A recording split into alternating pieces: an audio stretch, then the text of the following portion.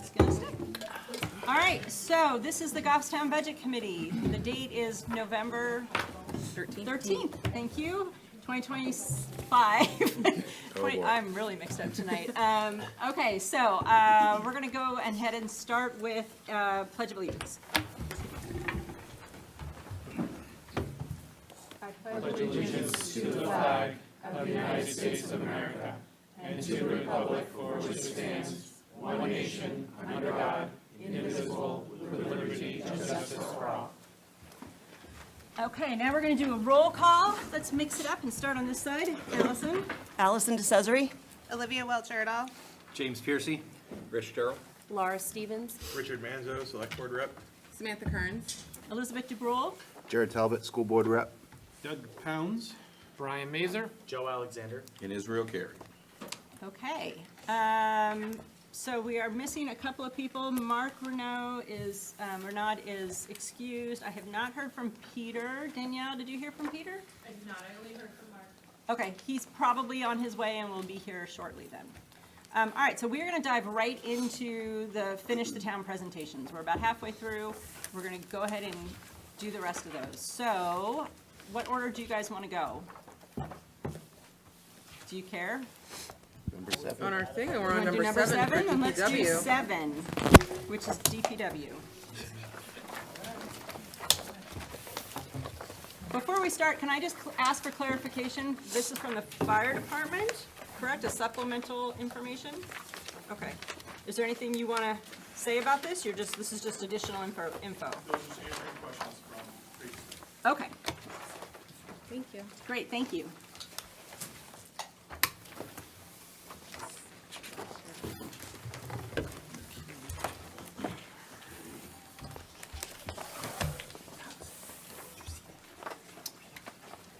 Okay, good evening. I'm Adam Jacobs, I'm your DPW Director.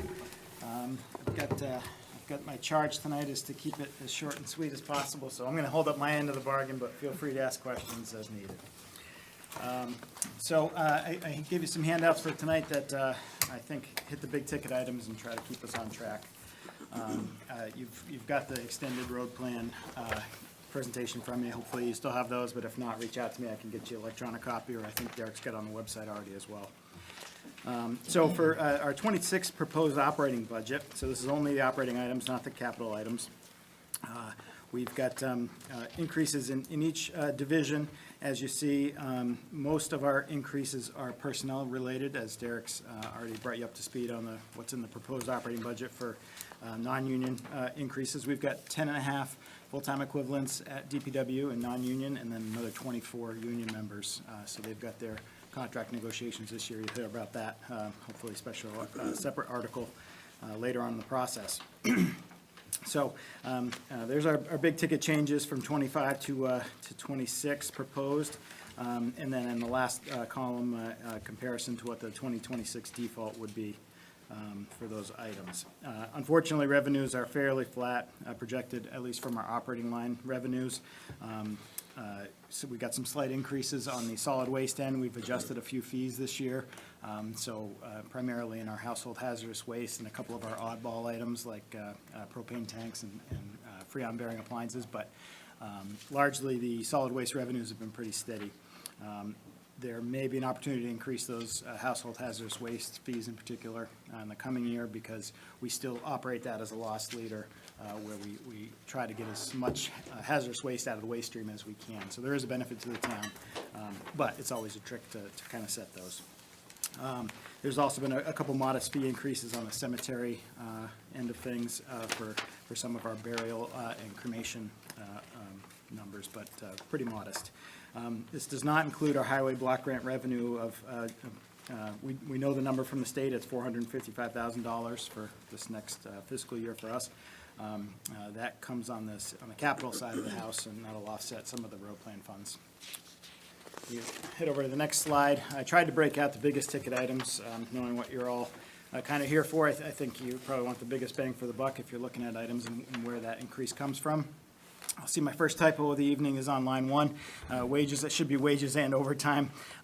So we've got both the increase proposed in this operating budget, but this is also versus our 2025 numbers, not our default numbers now. So this includes the pay raises that went into effect last year, plus what would be in here. So that's why you see a bigger difference from 25 to 26 versus what we would just have in the default versus 26.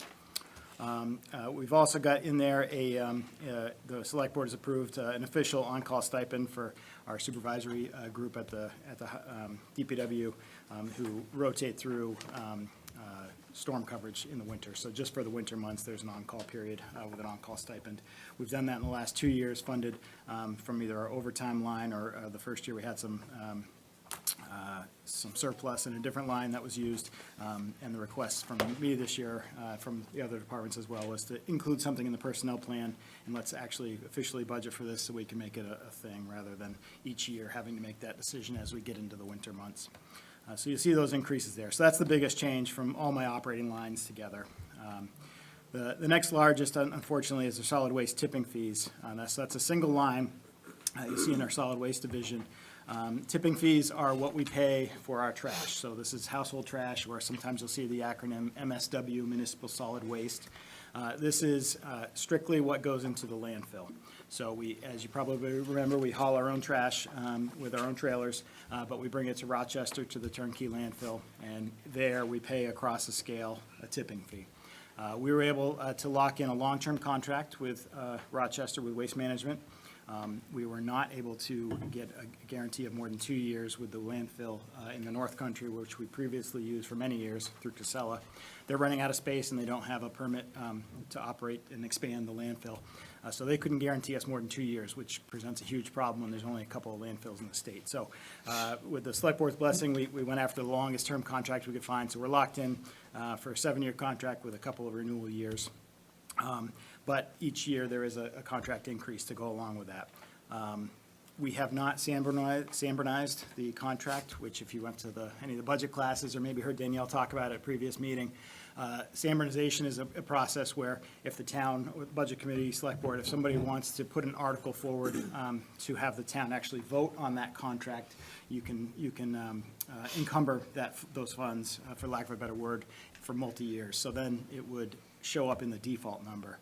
Because we haven't done that, we're on a year-to-year approval process with the town, so our default number does not include any of those increases. So if I have a $2 or $3 increase in the cost per ton, my default won't reflect that because it hasn't been San-Bernized by the town. One town meeting cannot bind another unless it goes to a special article. But just to clarify, but we have signed a contract. The town has So- signed a contract. What happens in these cases, we largely, and I'm sure the school does as well, we use municipal non-appropriation clauses. So it says if the town for some reason says, we're not going to fund solid waste next year, who knows, forget what we would do with it, we can back out of the contract and be done. So we're not, there's no penalty for us if we were to do that, or if the town doesn't vote an increase and we have to suddenly reduce our amount of recycling, for instance, for the recycling contract. There's no penalty for us to reduce that number, but it doesn't lock us in for those additional rates. So the benefit is we're not locked in. The downside is it doesn't show up in the default number. So it's always a pretty good bump from one year to the next. Joe, you had a question? Thank you, Madam Chair. Adam, can you tell me, maybe a separate handout in another meeting, like the year-to-year increase in the contract that we signed? Sure can. Additionally, if the budget goes to a default, is the select board still able to, based on moving budget lines around, able to honor the contract even if the budget went to a default? Yes, because unless some drastic changes were made, with a whole operation, the expectation would be we would probably operate the same way in a default if we can, provide the curbside service and the costs that go along with that for us, and then the ultimate disposal, which we, short of everyone in town stopping, throwing things away, we're kind of stuck with what comes down the conveyor belt. The select board can make bottom line adjustments to make it work and pay the bills. Yep. I can provide the whole contract. I have this year's numbers versus next, but I'll give you all the out years as well. Thank you. Sounds like that's what you want. The other thing that's in here is, you might have heard about this, the state implemented a new $3.50 per ton surcharge for anything that is ending up in a landfill in the state. So that includes for us, our municipal solid waste and our construction demolition / bulky waste. So if you go to the transfer station, you've got demolition or a couch or a chair that maybe can't be crushed up or small enough to get in the compactor and rammed into the back of our household trash trailer. It ends up in a large open top bulky waste container. We pay a premium, unfortunately, for those bulky or demolition type items. But the state has said that their goal is to try to reduce out-of-state landfilling as much as possible. I know we've talked about in the past how interstate commerce laws kind of require it. If you have an open landfill, it's got to be open. Public landfill, I should say. So there's a new $3.50 per ton surcharge. Each quarter, apparently, the state will be refunding municipalities because they're exempt from the surcharge. So everybody pays or gets charged for it at the scales. And then we get reimbursed, so there's offsetting revenues you'll see on the revenue end of things, and that's part of that increase for next year. But non-municipal users will not be reimbursed, so that's their way of putting a slight penalty on those out-of-state or commercial users for chewing up the landfill space. So does this, just to clarify, so this number, this 60,000, is that with the revenue factored in or without the revenue factored in? That is the contract increase plus, let me just pull that open for you. Better to give you an actual number here, if that helps. Okay, so we'd be looking at, if you're looking at your budget books, it's line 3230, 45920, I'm sorry, not 45920, 45960, tipping. So we've got a assumed 3% increase on the contract. So we've got a $76 rate currently through March, and then in March, we've assumed an $83 based on the contract clause. And then the $3.50 per ton, we approximately landfill 6,200 tons a year. So we've got $21,700 of this increase is in that solid waste surcharge. And then $21,700 is in our revenue projections as an offsetting revenue. Okay, so the 60,000 then, It's all expense. it's all expense? So the revenue's gonna make that increase less? Correct. Yep, yep. I Okay. tried to have it reflect what you see in your budget books. Okay, but the net is Net- actually gonna be? Net is a little under 40,000 Okay, increase, from the contract. okay, But because you don't see, unfortunately, tipping revenue and, or solid waste revenues and tipping on the same page, I tried to give you just the increases. okay. Doug, you have a Yeah, question? Madam Chair, thank you. Adam, I just want to clarify, make sure I understand properly. So that surcharge will be charged for users who come and drop off their stuff? Yes, good question. I'm glad you asked. No, so users at the transfer station won't see any change. For the town, when I receive Just my the town bill gets from charged that. Waste Management, it'll have a $3.50 cent per Okay, ton. thank And then, they haven't even figured this out quite yet, but at some point, I'll be getting a rebate check every quarter from, I think, DES, but it might even be from the state of New Hampshire, overall, to reimburse us for that. Is there, another follow-up? Is there a consideration of maybe charging for that? For users? So what we do typically, so right now for the cost items at the transfer I guess- station, I guess we that probably doesn't make sense, but. want, because we're getting reimbursed, it would be Yeah, hard yeah. to, Okay, never mind. hit that. But we do, for the general fees, we do look about once a year, sometimes twice a year, if something big changes, to make sure that we're not, as a town, losing money or making money on the fees that we're charging residents for the bulky waste or the, televisions and tires and that kind of thing. Yeah. Thank you. You're welcome. So if we kind of head right down there, the next item that I've got an increase is recycling. That's our single stream recycling, as well as certain items, Freon bearing items. Some of our electronics, we get some revenue or an offset cost of disposal, I should say, on our recycling removal line. That's 45930, a couple lines up.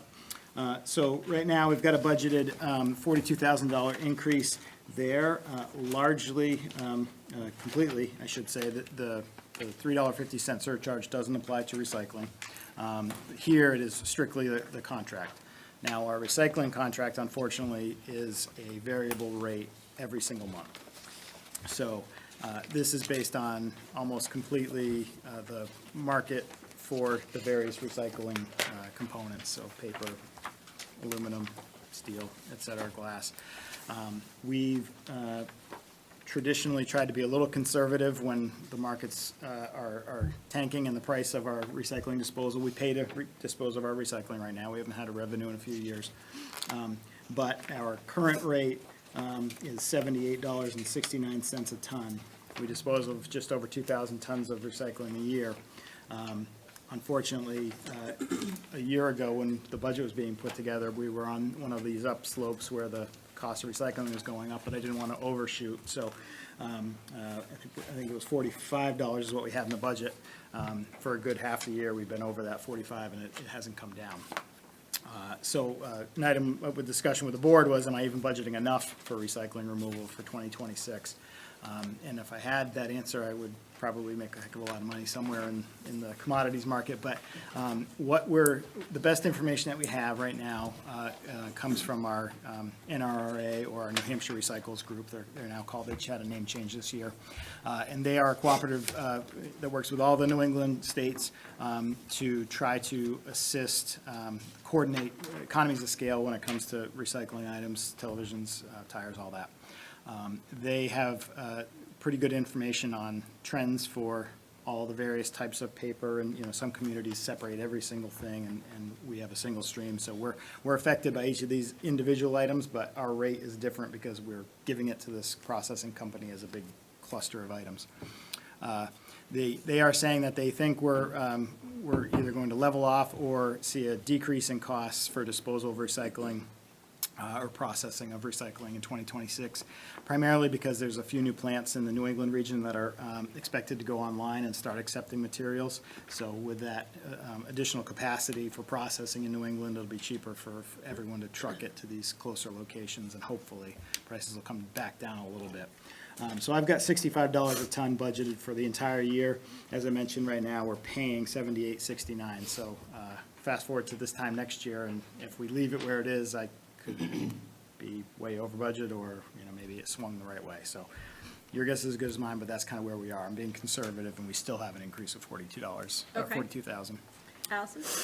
Don't you have some new process of, like recycling food waste? We do, thank you. So right now, it's not really saving us a whole lot of money, but we are accepting food scraps at the transfer station. We've got a company that will come and collect a couple times a month. We've talked to the schools as our largest producer of food scraps, from one source anyway. And the kitchens are participating as well. So we have pickup locations for this company at the school kitchens and then at the transfer station, with the goal to increase the visibility and the awareness of how much of our trash is food waste. Try to get the kids in the school, aware of those things so they can take those practices home maybe. We're a little bit stuck with what we can do because we don't really have the capacity to process food scraps at the transfer station, so we kind of have to be a transfer station even when it comes to food scraps. And we don't really have the capacity right now anyway to extend the program to a curbside collection of our own. Some communities have done that. They'll have a third truck and a third type of barrel. Some places will contract with a company, a private company maybe, that will come around to neighborhoods and pick up. We're not ready to scale or anything like that, but we have started just to kind of get that awareness out there and see, what kind of volumes we can, even at this low level, we can start talking about. And if we can get a high enough volume, maybe it would be time to start looking at that kind of answer. But for right now, that's pretty much where it's limited to. Can I follow up? Do you have any idea of the approximate percentage of food waste that we put in landfills versus true waste? It's pretty crazy. You know, the estimates from the solid waste community are, you know, upwards of 40%. Wow. And it may even be higher because it is, by weight, it's, usually food is heavier than, you know, paper or whatever else might be in there that could be recycled too. So it's pretty high. And it also creates a problem with the recycling end of things because it can contaminate some of the, you know, materials and makes that process more expensive. So it's kind of a twofer. But, yeah, it's pretty high, and it's, So we could potentially save money if you could get enough people on board with recycling their food waste. And I understand it's right, a lot of people would probably just not be interested because it's a little extra work right, to do it. But 40% is a lot off of our very large right. solid It's, waste tipping number. $500,000, right? So, you know, Right. 40%, that's a pretty big number. Oh, Yeah. okay. Thank you. You're welcome. Let's see, okay, moving right down, the next largest increase for the department is in the household hazardous waste line, as I mentioned. We increased fees for collection slightly this year, but still operating at a loss in order to get that out of the waste stream. We've, year before last, we stopped accepting household hazardous waste from non-residents because that was spreading like wildfire around the state, and we were suddenly getting people cleaning out grandma's basement or buy a new house, and there's a basement full of stuff. So we just couldn't handle it. We didn't have a dedicated employee for this. So we've stopped accepting from non-residents, but the volume has still increased, and the cost, we have to pay a third-party hazardous waste, you know, transportation, packaging and transportation company to come in, usually once a quarter. Their costs have gone up with everything else. So we're seeing increases there. I will probably have another increase for '26 at the board level from a fees perspective, but short of a drastic change, i.e. not accepting it or going to maybe a quarterly model with, you know, how some of the other communities do it. Yeah, I'd like to still provide the service if we can, because I do think it does improve the quality of what we at least are putting in the landfill. Doug? Yeah, thanks, Madam Chair. Just a quick question. When do we have hazardous waste drop-offs? Is that on a regular basis or So we're one of the few around the state that offers it year-round by appointment.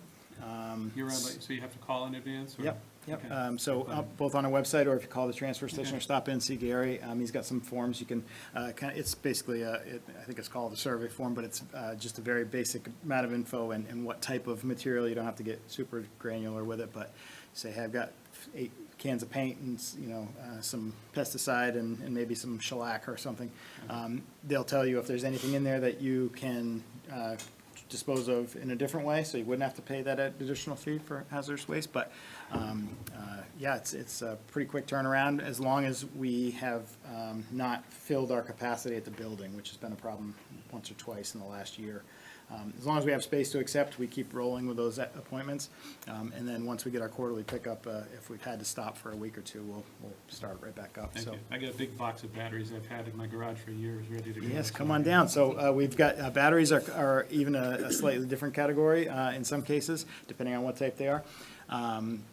One other thing that's impacted the whole division, not to get too far off the rails, but there's a lithium-ion battery disposal ban that went into effect this year as well.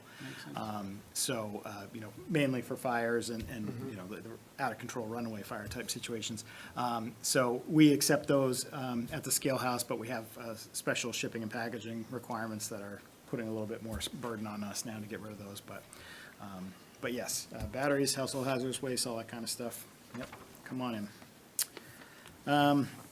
Next biggest item we've got that for an increase would be the cemetery equipment line. We have a zero-turn mower budgeted, well over 10 years old is our newest mower. And the cemetery trustees have requested that I add that in this year's budget. The next largest line is salt. The state, we purchase under the state contract based on the amount of salt they buy. It's usually the best rate. And the contract is going up slightly this year. Or went up slightly this year, I should say. They just closed on it, I think, a month or so ago. The increase there was 79.79 a ton. And then I use our approximate 3-year average consumption of salt. We've got a pretty good process for dialing in our salt calibration on the spreaders units that we have. We weigh in and weigh out for our operators, so they have knowledge as they're coming back from their routes, how much salt's being used. And we kind of graph those out. So you get a little peer pressure involved too when somebody sees that they might be an outlier on salt usage. Or if we see an outlier, we know we need to go look at that truck, might be a malfunctioning unit. But unfortunately, it's hard to budget this item as well from year to year because 1 or 2 storms can, be a 20-30% swing in the amount of salt you use if you're not careful. The one thing I can tell you, other than the fact that we kind of use that 3-year average use, coming into this winter, our budget is still in good shape and our salt shed is full. So we, at least for November, December, even if we had a bunch of storms, we won't be in budgetary trouble. Next largest item for an increase would be facility maintenance. We've got an $11,000 increase in that line. I can't believe this, but we're already coming up on our 5-year fuel tank inspection. So we 5 years ago, or 4.5 years ago, we had the first midlife inspection required for an above-ground storage tank. We have a fuel island at the highway garage, or at the transfer station, for our gas and diesel for all town equipment. There's an inspection required when the tanks hit 20 years old, and then after that, every 5 years, you have an inspection. So there's always some sort of repairs or, upkeep that has to happen as a result of these inspections. What our practice was last time, and we'll do it again, we'll invite DES to come in, see if they see anything out of line before the contractors are brought in. That way we have a nice hit list, because DES has to come after the fact and do a final sign-off on these inspections. So we want to know up front if there's anything that we have to be worried about from a cost perspective. Brian has a question? Good amount of the, just one more note on this one. A good chunk of this cost is, unfortunately, we have a situation where the building, the above-ground storage tanks are raised above ground, but we have a concrete slab roof. And the roof is they size the building just right to get the tanks in and have the roof above it with enough room to vent. But there's not enough room to set up confined space gear on top of the tank, but under the roof line, to be able to get the inspectors into the tanks. They actually have to go in the tanks. So we have to, it's designed to do this, but we have to pluck the roof off with a large crane, and then when they're done, plug it back on a couple days later. So that's where a good chunk of that cost comes from. Now, Sorry, Brian. what was the question? Yeah, thank you, Madam Chair. Just a quick question. How many tanks are in scope here for the So inspections? it's a one tank, but it's a dual, so it has both gas and diesel. It's a divided So wall. one tank, But it's okay. one large tank, and then they have to go in both sides. All right, thank you. You're welcome. Doug? Madam Chair, thank you. Just a thought, would it be more cost-effective to fix the roofs so that cut the costs down? We have thought about that. The cost to pick, you're probably talking a couple thousand for the crane every 5 years. Once you start stick building and shingling and et cetera, and then, 2 or 3 inspection cycles, you're gonna have to re-roof again. It was kind of a wash, so we hadn't proposed that. They're pre-engineered buildings, so there may or may not be an issue with, changing the roof type from a flat slab to a pitched. It's not out of the question. It's something we did a very basic level of look at during the last process and decided it probably in the long run was going to be about a wash. So one less project for us was a good thing at the time. But next up, tires. We're seeing a pretty good increase in the cost of tires. I don't know if that's a global economy, rubber pricing type thing or what, but I suspect it is. We do try to reduce the cost. Our largest portions of the tire costs are from our heavy trucks. We try to reduce the cost as much as we can by using recap tires or sending our own tires to be recapped. which they can put new tread on an old tire and you get life out of it. We don't do those for the steering wheels, but for the load wheels, we do. So we are trying to keep costs low there, but it's just a fact of the matter with how many pieces of equipment in cars and police cars and fire apparatus, we go through tires. The good news, sorry they're not bigger numbers, but gas and diesel, I think as Derek and Danielle mentioned, they were able to lock in some favorable pricing as the heaviest, along with fire users of diesel in the town, that we benefit quite a bit from that. We do also have some gas-powered vehicles, so we're saving a little there as well. Got a reduction in fleet tool line due to actuals. Thought we could bring that down and still not get into trouble. And then it's small, but a noteworthy item, solid waste consulting, we're reducing that by 1,000 because the EPA listened to many users around the country that have air current burners like we do for the brush, that said, why are we being held to the standards of a chemical factory smokestack when this is better than an open burn pile, which requires no permits whatsoever except for okay from the fire chief. And they listened and said, yes, if you're burning clean brush or yard waste in these, and you're following a few basic precautions that we coordinate with DES, there's no need for the federal permits anymore for these, which reduces my admin burden, as well as some of the inspection requirements as well. Okay, so that was big hit stuff for operating budget. I'll hop over into CIP unless anybody has any questions about those last couple items. Yeah, Jared? Just a quick question for gas and diesel. With your contracted rates, do you have to pay the federal or state highway taxes for those? We don't pay the taxes, but I think we pay New Hampshire, West, the oil spill fund. Still- Yeah, there's still a fee. Okay, but we don't have to pay the highway, 37% or whatever, or 37 No, cents or anything tax-free, like so that? that's good. Thank you. You're welcome. I have a question for you. So I know you said recycling, we don't really have a contract, it's month to month. Are there places that offer recycling contracts? So we are under a contract, but our rate varies. So what the contract does for us is gives us a set threshold. So the way these contracts are structured, they calculate how much it costs them to operate their plant and produce these go from single stream to to separated stream commodities. And they say, okay, let's say that costs us $30 a ton for our plant to operate and produce this stuff. The remainder of our rate varies based on whatever the market's fluctuations are for all those things that are being separated out.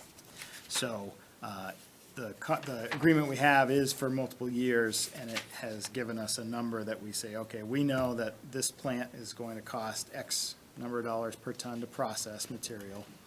That way, if things swing again and all of a sudden there's a big revenue to be had, we share with the revenue. We still have to pay that $30 a ton, but if the revenue now is $40 a ton, we actually get a net $10 back for every ton we send them.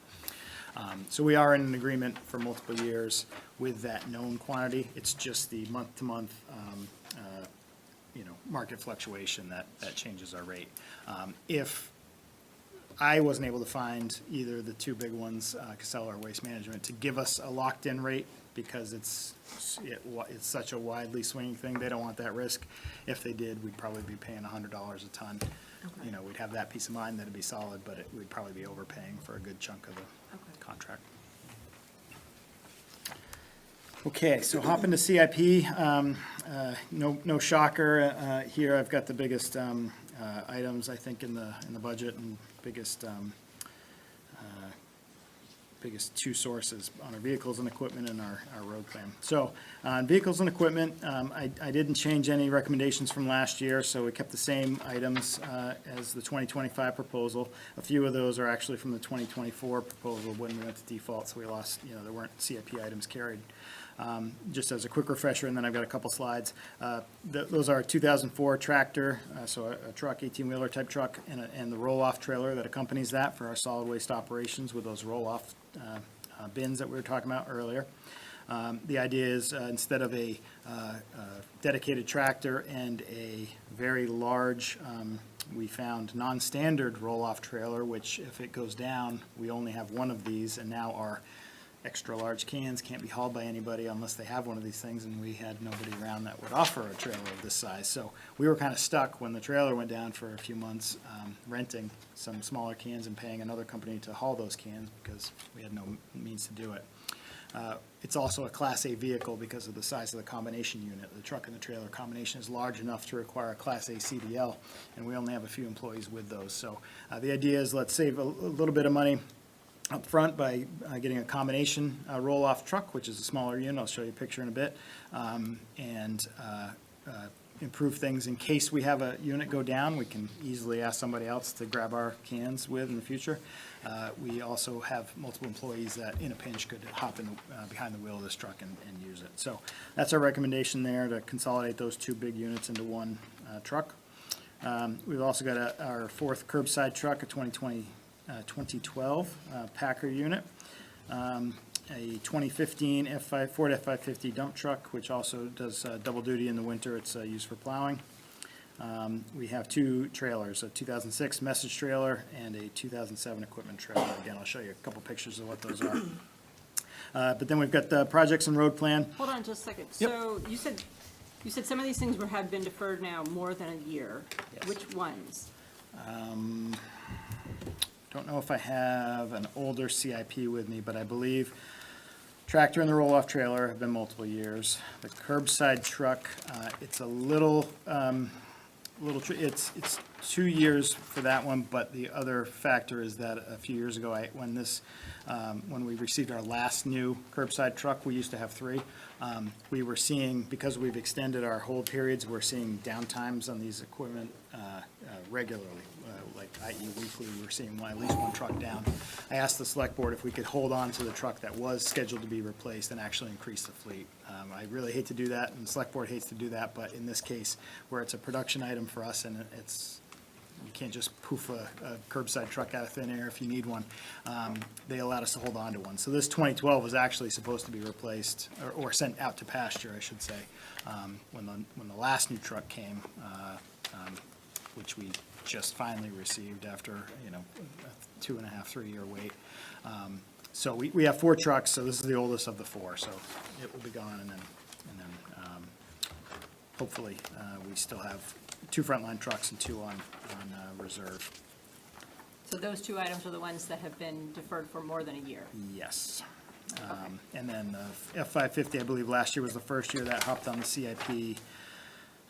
Message trailer, a couple years ago, I had asked for we have 2.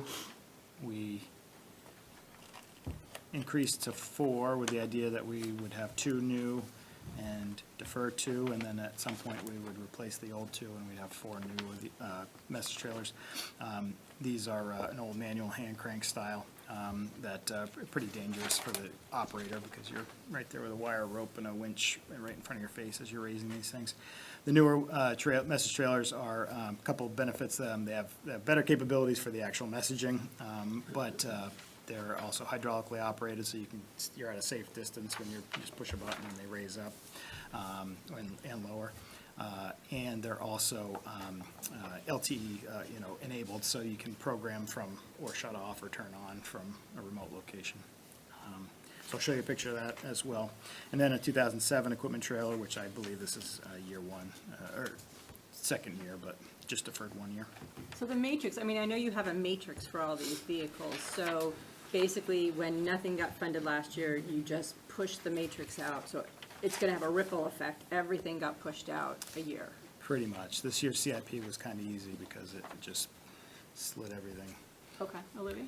Yeah, at the CIP this summer, everything's super staggered for Public Works, and it just kind of bumped it 1 column to the right for everything.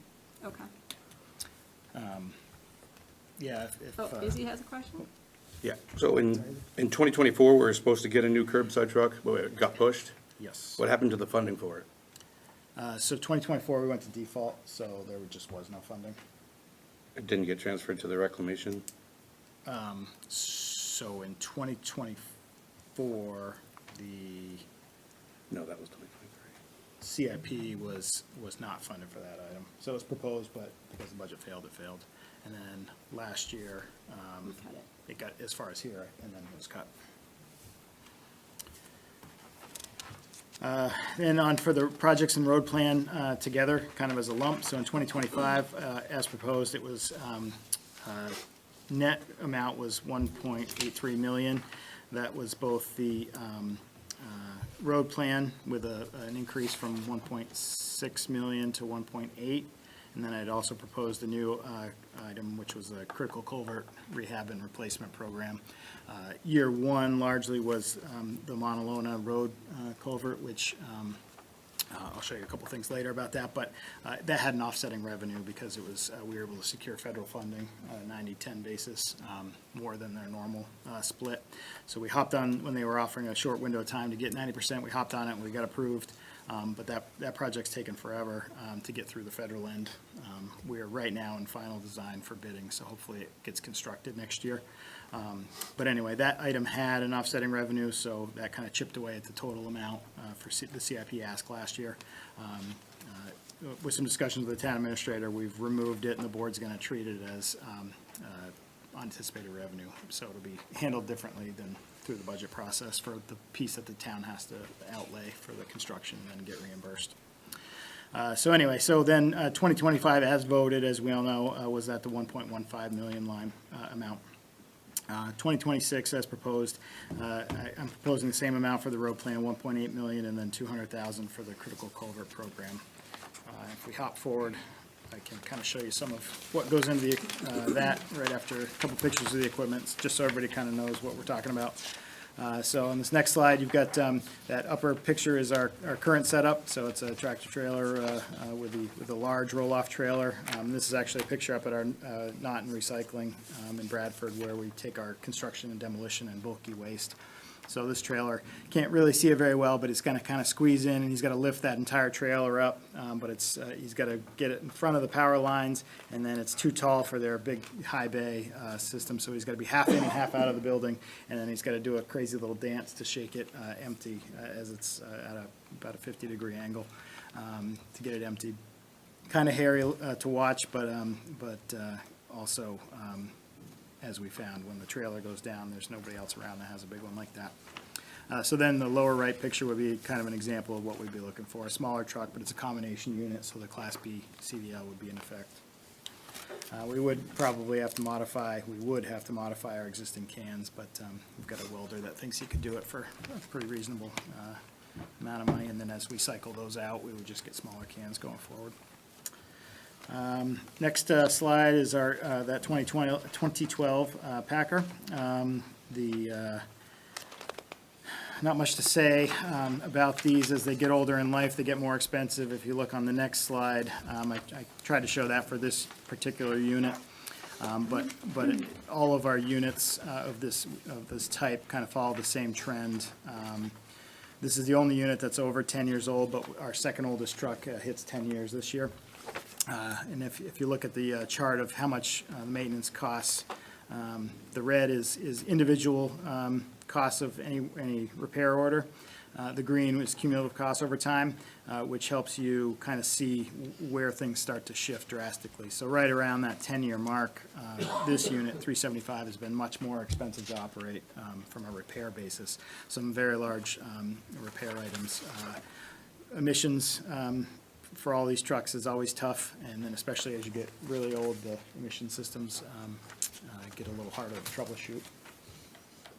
Madam Chair, if I could. Yeah. This one you're trying to replace, this is a backup trailer, right? This is a backup truck?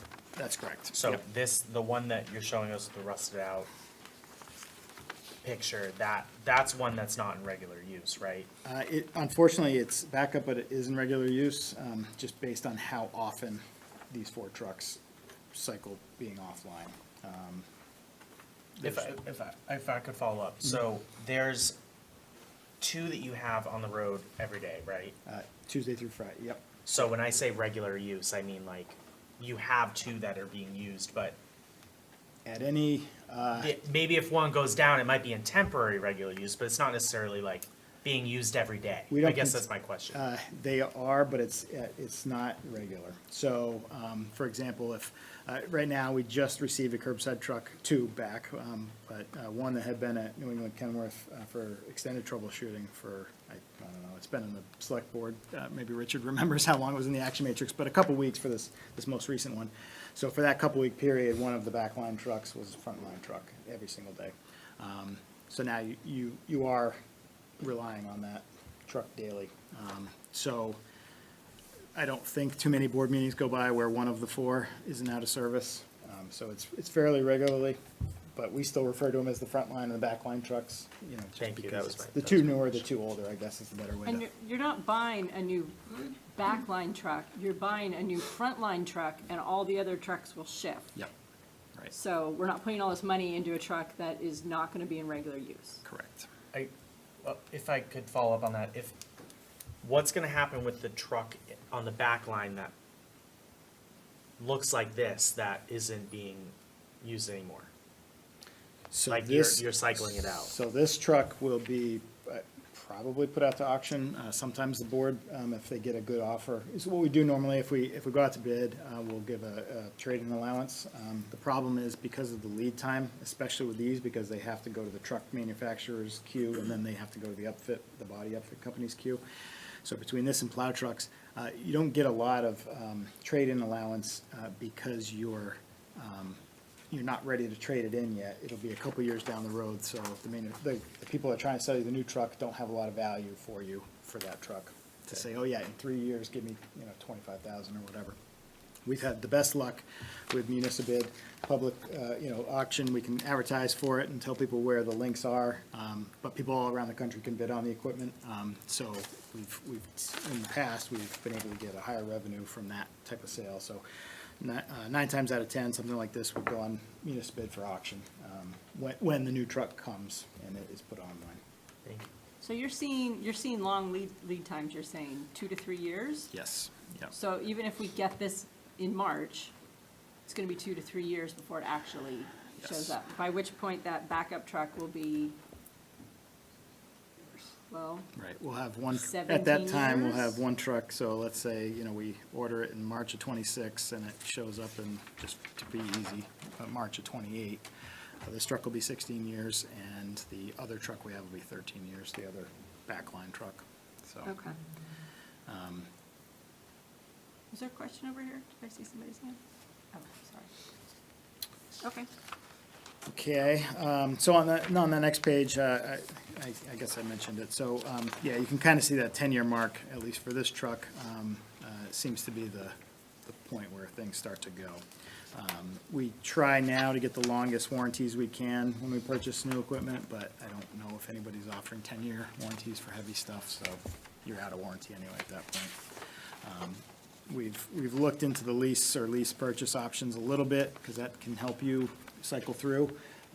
But where we have so many of them, it would be a tough call. Do we go all or nothing, and now we're paying, 4 times the lease payment every year, every single year, instead of 4 trucks, 10 years apiece.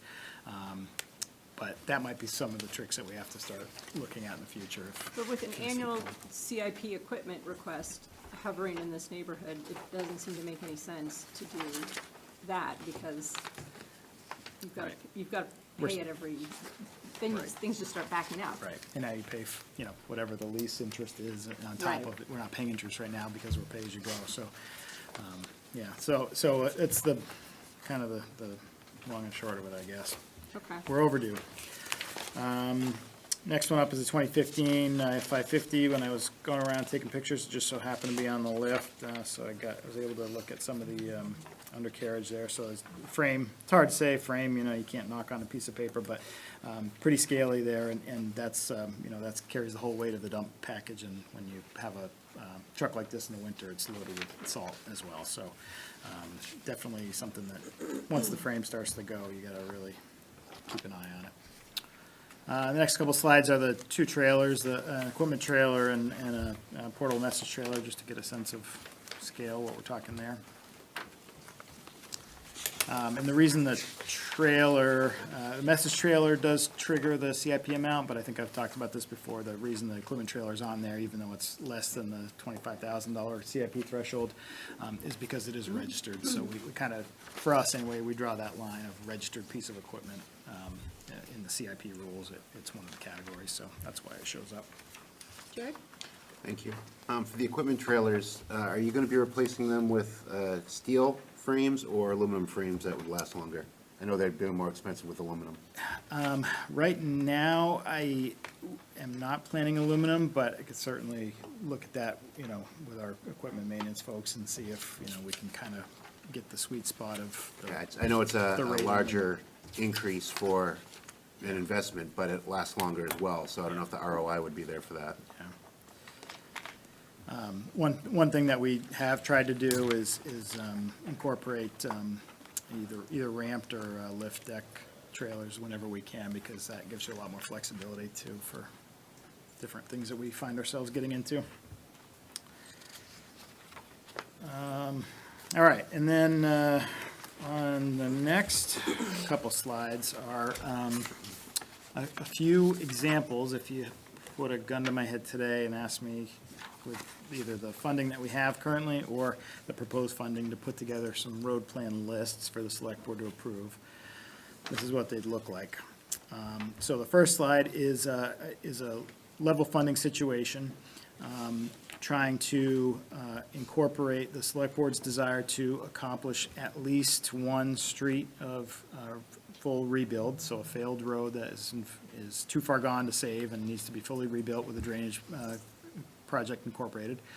So to try to do at least one of those, in this case, one project plus Desonia Street, so Ivy, Wall, and Heald are all connected in the short sections of Ivy and Heald. But so that's the white section. The yellow is trying to keep our good roads good. So Page Hill, Tibbetts Hill Road, and East Dunbarton Road were previously in the road plan for rebuild. They are now at, and I think actually all three of these are beyond the 10-year mark that I talked about at the road plan meeting, of kind of where we start to look at those main roads that we want to keep resurfacing to protect our investment there. Problem is they're nice and long, so those obviously run the cost up a bit. The next section are neighborhood streets that either were on kind of tacked on to things that we did this year with Knollcrest in particular and Addison Road. So Ashler and Highland and Bailey, Pine Ridge are adjacent to Knollcrest, which was done this year, and Goldfinch is adjacent to Addison, which was also done this year. Those streets are neighborhood streets that were rebuilt at some point, and they are now overdue. We give those a little bit longer, so you're talking 15 years plus, coming up on 20 in some cases. But we don't want those to fall into full disrepair either. So those are scheduled for an overview. And then Mast Road is on here, continue that multi-year project, try to chip away as we can at Mast Road.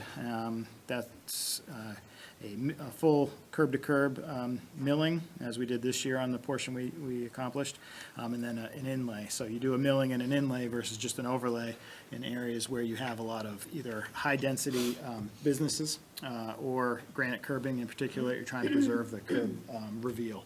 So if you keep overlaying with granite curb, suddenly your granite curb is an inch tall, and it doesn't do what you want it to do. So in this case, we mill down and then we resurface. So you're protecting your base asphalt layer, which is providing the strength of the road, by just replacing that riding surface and trying to keep your curb reveals as you can.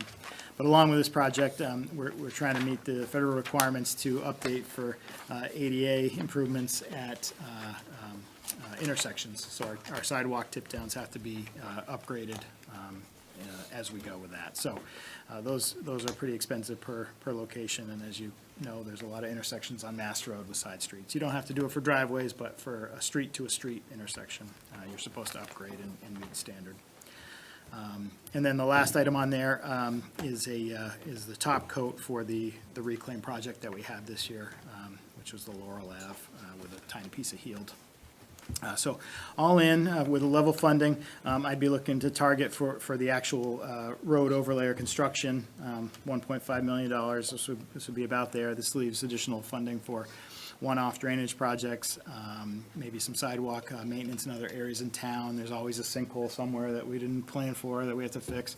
But then there's also the cost that we have of reclaiming our asphalt road pile. Usually we do that every year. A few other items that come out of our overall road plan budget. So I'd be looking to target on the level funding, about $1.5 million of that would go directly towards paving projects. And as we talked about at the road plan session, it's helpful sometimes to look at the remaining service life of your entire road network, with the idea that we want to inject more life each year if we can into the road than the roads are aging. That way we're moving forward instead of backwards as a whole network. In the level funding option with these selections here and the life extension that the industry says you gain from a reclaim project or from a milling project or a 1.5-inch overlay project versus how much mileage we get out of our money, we're injecting 186 lane mile years of life back into the whole network. But the problem is we have 260 lane miles in town and it loses 260 lane mile years of life every year. So we're netting a loss of 74 lane mile years. So that's a problem. We're going backwards. If you look at the next slide, this would be an example of at the proposed funding level, taking this list and then augmenting by a few items. First, big ticket items you'll see as you come down in the red, because that would be a joint project with the Sewer Commission. They are looking to join forces with us because it saves them money to do so. And they'd like me to get ahead a little bit of our current schedule and add Cross Street and Higgins Street. We'd pay for the drainage upgrades and sidewalk improvements. Sewer would pay for their sewer project, then we'd split the cost of the reclaim and asphalt. So there's the cost associated with those based on our split on the Louis Street project, which was the closest comparison I had when we worked with them in the past. Added another on my gravel road conversion list, which the select board seems a little lukewarm on, so that one probably won't survive the process, but that's the cost. So just picture some other road in there if you don't like that idea.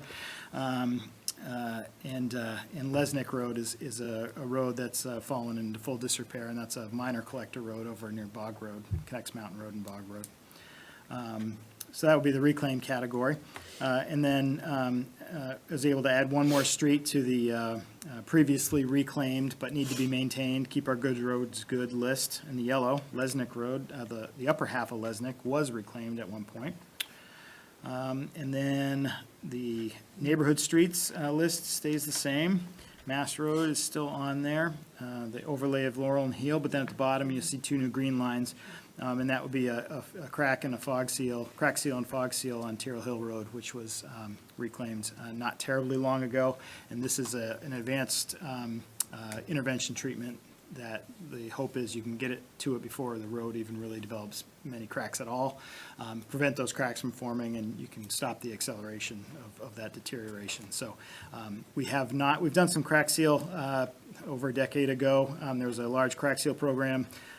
It wasn't really, I feel, wasn't really well targeted, so a lot of roads that were beyond gone were being crack sealed when they shouldn't have been. It was kind of a waste of money.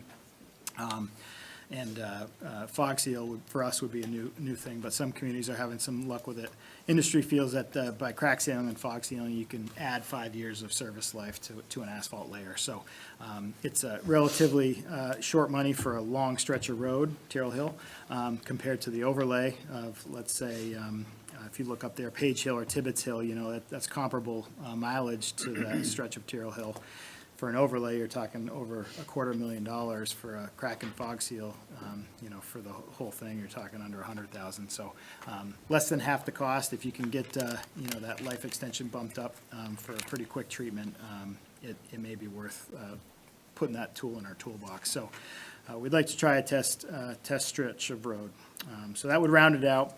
And then if you look down for the service life calculation, we're actually in the net positive in this case. So we actually gain 6. It's only 6, but it's green. It's in the green. 6 lane mile years added. So for the first time in a while, we would be actually moving forward with our overall network quality instead of backward. So Adam, a couple of questions. So this joint project with the sewer, so the total cost, is that before the split? Or is that That would be our portion. that's our portion? That So would be that's our portion. already, there's not further offsetting There's no other revenue for savings that. there. Unfortunately, when we work with the sewer commission, unless it was our project that we're already gonna do and they hop in for sewer, usually what happens is you don't want conflicting contractors or us and a contractor trying to dance around each other throughout the summer. Their contractor, they put out to bid with the drainage improvements in it, and their contractor specifies the drainage line items, and then we would pay that portion. So unfortunately, we pay a premium for that, but then we save a little bit on the asphalt end. So in the end, it nets out not quite as bad as if we were just hiring a contractor on our own, but it's not quite as cost-effective as if the town was doing all the work. And are all of these costs in the CIP road plan line, or are some of them in the operating budget for DPW? So, the majority of the CIP road plan line would take care of this. Our operating budget resurfacing line carries in a, I guess there's no normal year anymore, but in a normal year, the idea is our operating line resurfacing would handle all the top coats of streets that were previously reclaimed. But And not the then- seal, not the fog seal? It could, there's no set rule to this. It's kind of based on how it was developed, and Carl had added CIP, town meeting had added some as an article. So there were things that were added as CIP items versus the operating line. I think the goal that we've always had is to maintain enough in the operating line that if CIP went poof for one reason or another, there would still be something in the default budget to allow us to take care of the streets that are tender because they only have the base coat of asphalt and do a bare minimum amount of resurfacing. Okay, but on the flip side then, if CIP doesn't go poof, that means you've got more money for the roads than what is apparent just on that one CIP road plan line. Yes. Okay. Yeah. Total work for the town, in this case, if you look, rather than the 1.5, my target would be to spend just over 2.1 million for these projects, and then that saves those other, sidewalk maintenance, resurfacing for those other little projects that I talked about. We have to save a little bit of reserve for all the other little road stuff that we have to do. Okay, Jared? Thank you. Just because you don't have it on the overview, what is the default budget road line? I can go look in here, but I didn't know if you knew it off the top of your head. So 1.15 is the CIP. What's the operating budget? Operating budget is 500,000, so that's 3111. So roughly 500K is in your operating budget, and if you were looking Yes. for 1.5 total, then it would be roughly $1 million of that is in your CIP plan, or is that 1.5 million is in your default CIP? So Or your CIP. at level funding, we have 1.15 in CIP plus 500,000 resurfacing. So we have 1.65. My target is not all that full money because we have all that other stuff that has to come out of one of those two lines, usually reclamation. The request for 2026 is 1.8 in CIP and 500 in operating. Great, that gets me my answer, thank you. And then that holdback of 150,000 for all the other ooly type stuff. Brian? Thanks, Madam Chair. You might have mentioned this, but I'm a little unclear. So in your CIP for 26, the ask is 1.8 million for the road plan, Yep. and I see a target of 215. So that difference of $350,000, where is that potentially coming from? So that comes largely from that line that Jared was asking Okay. about, resurfacing. Resurfacing, Yep. all right, thank you. Izzy? In 2024, the reclamation got a transfer of 725,000. Yes. Did that increase the service life? So it did, I haven't run service life calculations on that. 2024 had some contracted projects, so it was similar to when we work with sewer, how we don't get quite as much bang for the buck. So it wasn't like a one-for-one, like Ivy Heald, Desonia would be. But that's largely where that was from. Holly Street was a contracted project. Any other questions? Yeah. Oh, sorry, Thank you, Doug. Mr. Really dumb question. I've been in the town 30 years, and I've never actually known how to pronounce this street, the one below Held Street. Does anyone know how to pronounce that? Desonia. Desonia? Like I disown you? It's probably like Desonia or something, but Desonia is how we refer to it in Okay, DPW, thank so you. somebody out there correct me if I'm wrong. But So I have one other question about it. So the money for the Laurel project, the Laurel Avenue Heald portion. So 1.15 was what was voted for the road plan, but what did it end up being after that? Because that project wasn't in the original plan, it got added later. Correct. So, I promised Derek I wouldn't call him up if I didn't have to. We rolled in from a few different lines, so the 430,000, does that sound right? So on our website, we do have budget transfers. So that was a budget transfer of, boy, that is small font. 184,000.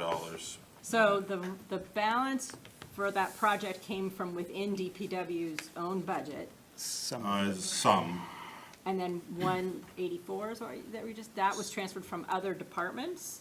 so there was a transfer of $114,000 from the townwide benefit line from our insurance department.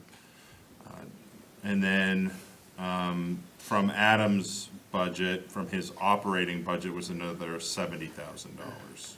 So the benefit transfer was because there were vacant positions, but those positions have now been filled. Or we had savings because maybe People we don't hire a say no. 26-year-old that opts out of insurance. And Okay. so, yes, so, yep. had to be budgeted at the beginning of the year, but by May, or June, actually, in this case, it was June when this happened, they've already got almost 6 months of knowledge now about actuals, so. Okay, so I mean, I can look this up too, but what I'm trying to get at is what was the actual that went into the road plan last So year? 184,000. So add that to the 1.15 million Yep. Plus the 500. Plus the 500,000. plus Yep. the 500,000. But the 500,000 is always in the operating budget, so if we don't want to pull that out, because then you start comparing apples and oranges. Right. So if you leave that 500,000 aside and just look at what's in the CIP road plan line, You're at like 1.3. All right. is that- yeah, 1.33. if- math in our heads, yes, Yeah. that's 1.3. Okay, so that's where it actually ended up, Yes. Yes. as being 1.3. Yep. Joe, did you have a question? Yeah, real quick, do you get to a point where your crews are not able to handle the budget that you move forward and you have to contract it out, and it ends up costing more money than if you just had your own crews do it? As always, the answer is it depends. If the select board tells me we need to do 5 major reclaim projects, because we're still, the sad thing is, we're still gaining streets that are falling from a 4 or a 5 rating to a 3 or a 2. So we're adding more poor streets than we're fixing in both these scenarios each year. We're just, the overall network's benefiting. If the select board says, I want to now, instead of only doing 1 street or 2 streets, we want to try to make no more poor streets each year. We want to improve our number of poor streets, if that makes sense. So if we have 20 street segments that are rated as poor or failed, we want to have 18 next year. If they want to go in that direction, and we have to now do 5 or 6 or 7 reclaim projects a year to get there, yes, our crews probably couldn't do that many. As proposed, where a good chunk of the money is going towards the long overlays, keeping our good roads good, those don't put a huge stressor on our crews. It's largely contracted just with the paving contractors. For us, the personnel cost for that is changing out any culverts or anything that we have ahead of time that needs to be repaired, shouldering afterwards when it's done. So, you know, there's a few days for each of these projects getting prepped. The longer the road, the more culverts it has, so there might be some more work there. But largely, as long as the number of reclaimed streets doesn't go through the roof, we can handle it. But there is a point, yes, where if I had 3 million, 4 million, and the board said take care of all those reclaims, we just couldn't do enough.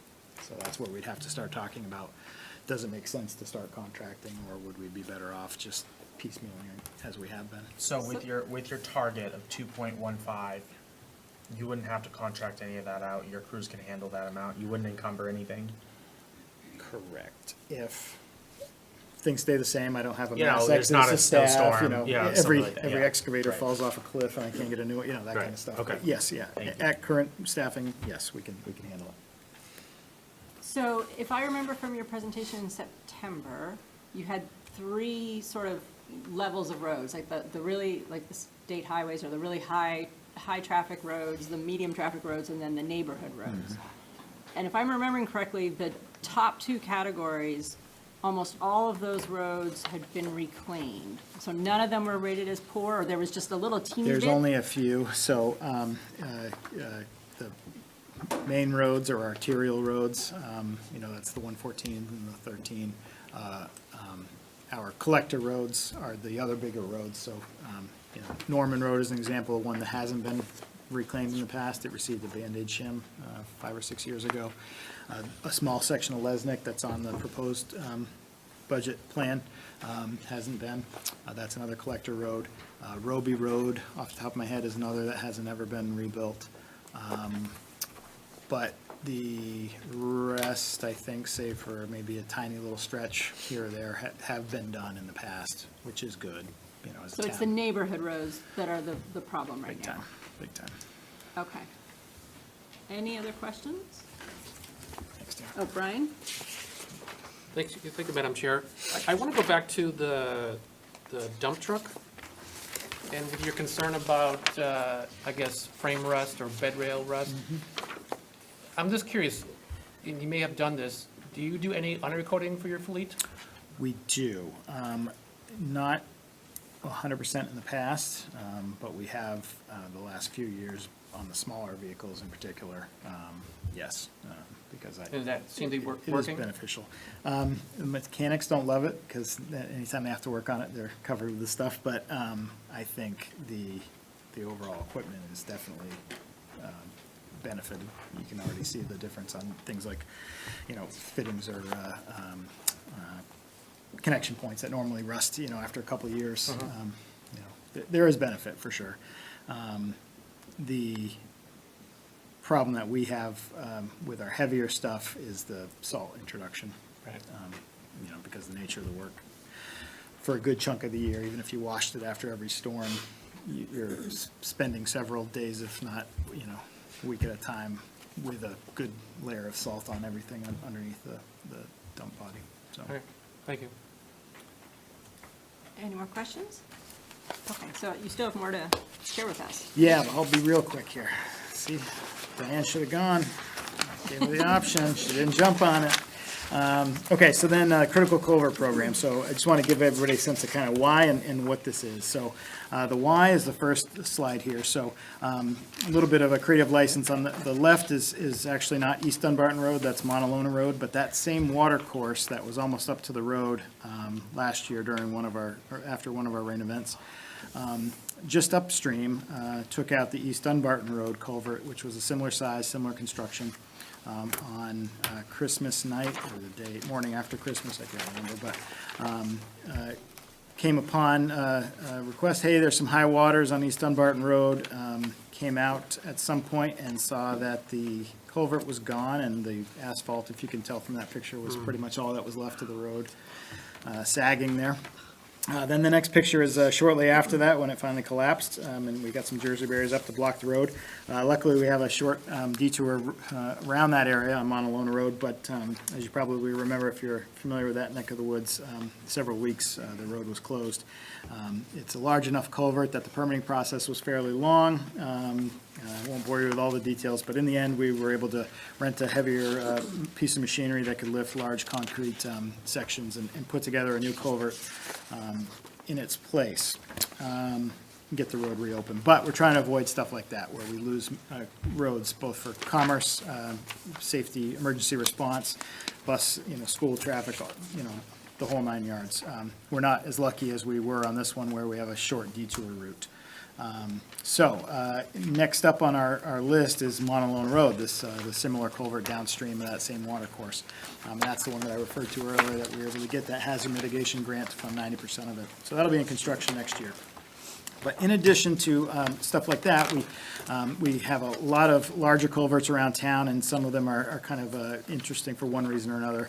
The next page shows a historic stacked stone granite box culvert on Back Mountain Road, that the head walls were collapsing, and we were starting to see some sinkholes developing up above.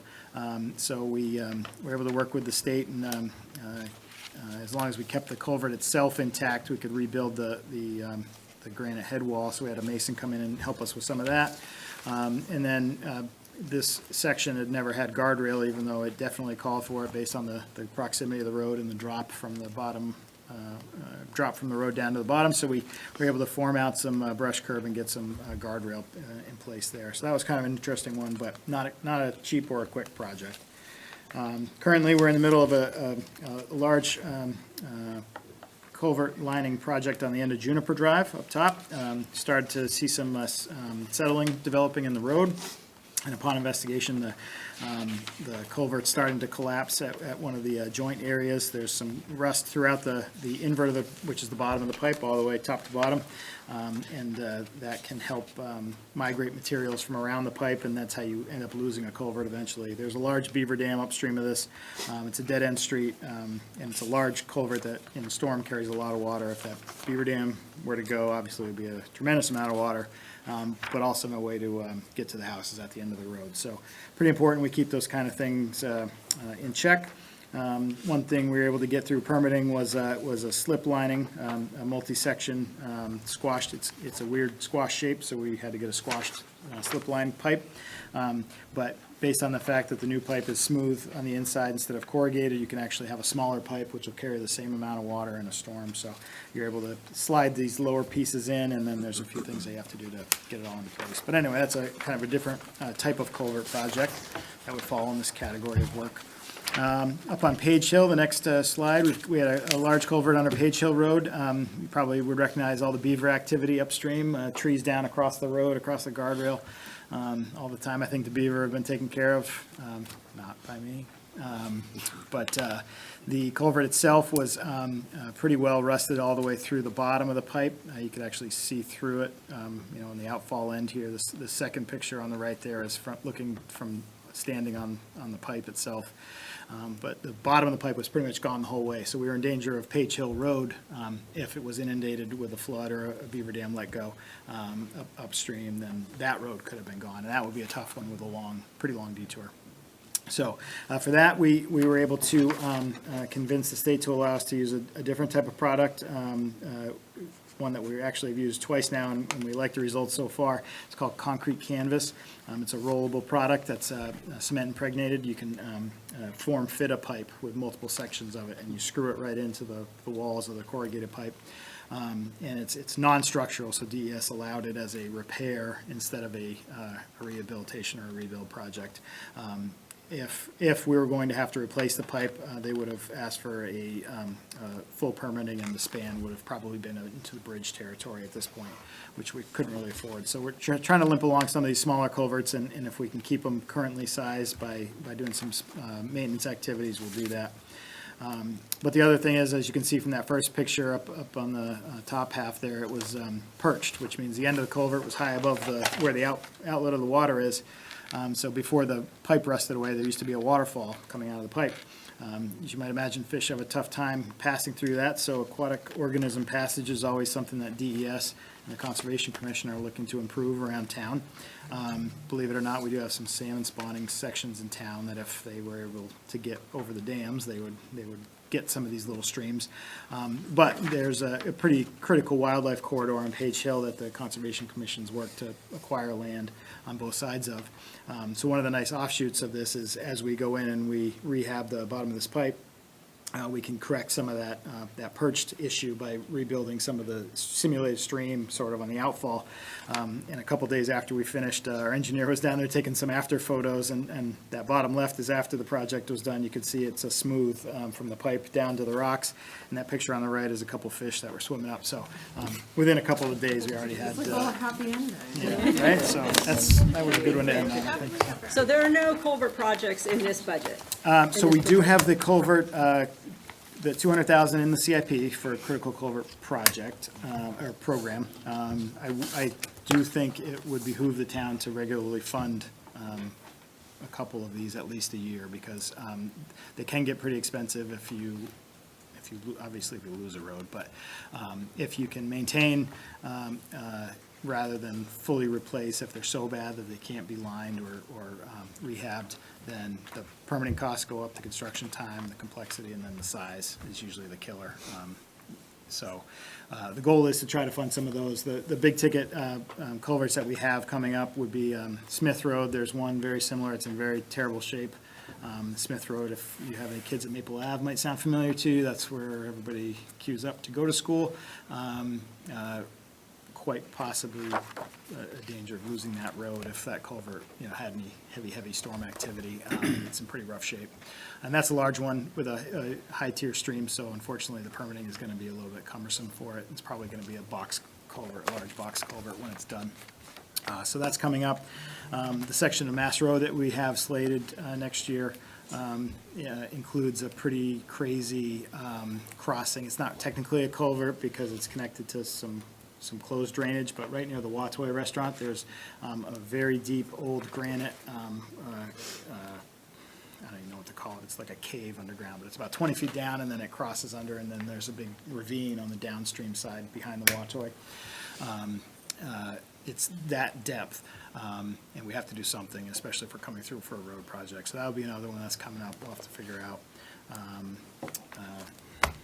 Top of my head, I can't think of any others that are screaming at me, but Center Street, we've got the big one that we had bridge funds for, but we let those go when the price kept skyrocketing. That one's not ready for a complete replacement, but that might be a good candidate for some of these lining projects. And then Church Street, we have a big granite culvert on Church, that goes under Church Street, but then continues on underneath the white building on Church that has the yoga studio. Goes underneath that building, goes underneath Town Hall's parking lot, underneath the Gap building, behind the Apotheca, and then finally outlets to the river. So something has to be done at some point on there, and when we, certainly when we tackle Church Street or before that. So those are kind of the big hitters that are coming up Those in are the all, next few years. all four of those are in the No, budget? not in next year's, likely one or two, per year kind of thing. Okay, so you haven't decided which, if you get the funding, you haven't decided which one or two it'll be? For next year, we have to look at the one on Mass Road, if we do that section of Mass, if the select board chooses to do that segment. And then my opinion would be Smith Road would be the next most important, just based on the school traffic on that road. We'd want to do it on our timeline in the summer rather than who knows when in the middle of the year. Okay, and there's no offsetting revenue like there was for Montalona? Not right now. We will certainly try if there's any, some of that fish passage, you can actually get some ARM funding from the state, Aquatic Resources Management, where people who disturb wetlands pay into the fund, so then others who have projects that would improve wetlands can benefit. They like to keep that money in town, so if the Conservation Commission has already blessed a few projects as they're on their hit list, so if there is funding from another project in town, we'd be first up to the list to get that. I'm not sure if there is any major wetland impacting project in the short term, but. We're hoping for bad behavior by somebody. Right, yeah. Or our project that, it maybe not be like a wetland filling, in a malicious way, but a project that might have some impacts. Impact, okay. Yeah, if those happen, it would be nice to get to the front of the line, but we certainly apply as they pop up. The word on the street from the feds is the hazard mitigation funding probably is not likely to be widespread for culvert projects in the short term. So that pot of money is dried up a little bit. But Smith Road in particular, from the environmental aspect, we might be able to get some funds there. Okay, Brian, you have a question? Thank you, Madam Chair. Yeah, I think I know the answer, but just to clarify, for that critical culvert, you're asking for $200,000. I'm assuming that's solely from tax appropriation, not from offsetting revenue grant As presented, yeah. as presented. Yep. All right. I don't have any guaranteed sources of funding like I did from the Montalona project when I had it up last year, but as of right now, no Sunnage funding, and then it would be, yes, from taxation rather than a special Okay. article or anything at this point. Thank you. Any other questions? Okay. Thank you, Adam. Okay. Thank you. How'd I do? A little Too over an long? hour, like an hour and 20 25 minutes. So hour 25. Several so $1 million we had to talk about. Better than September, I think. All right, thank you. All right, Diane, you want to be up next, or Rick? You guys want to duke it out?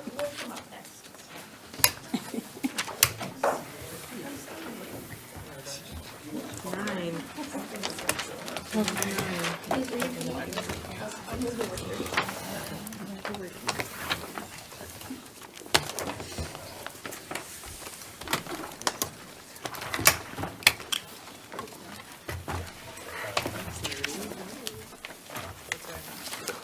While Diane's passing those out, I'm Terry Curtis with Chair of the Library Board.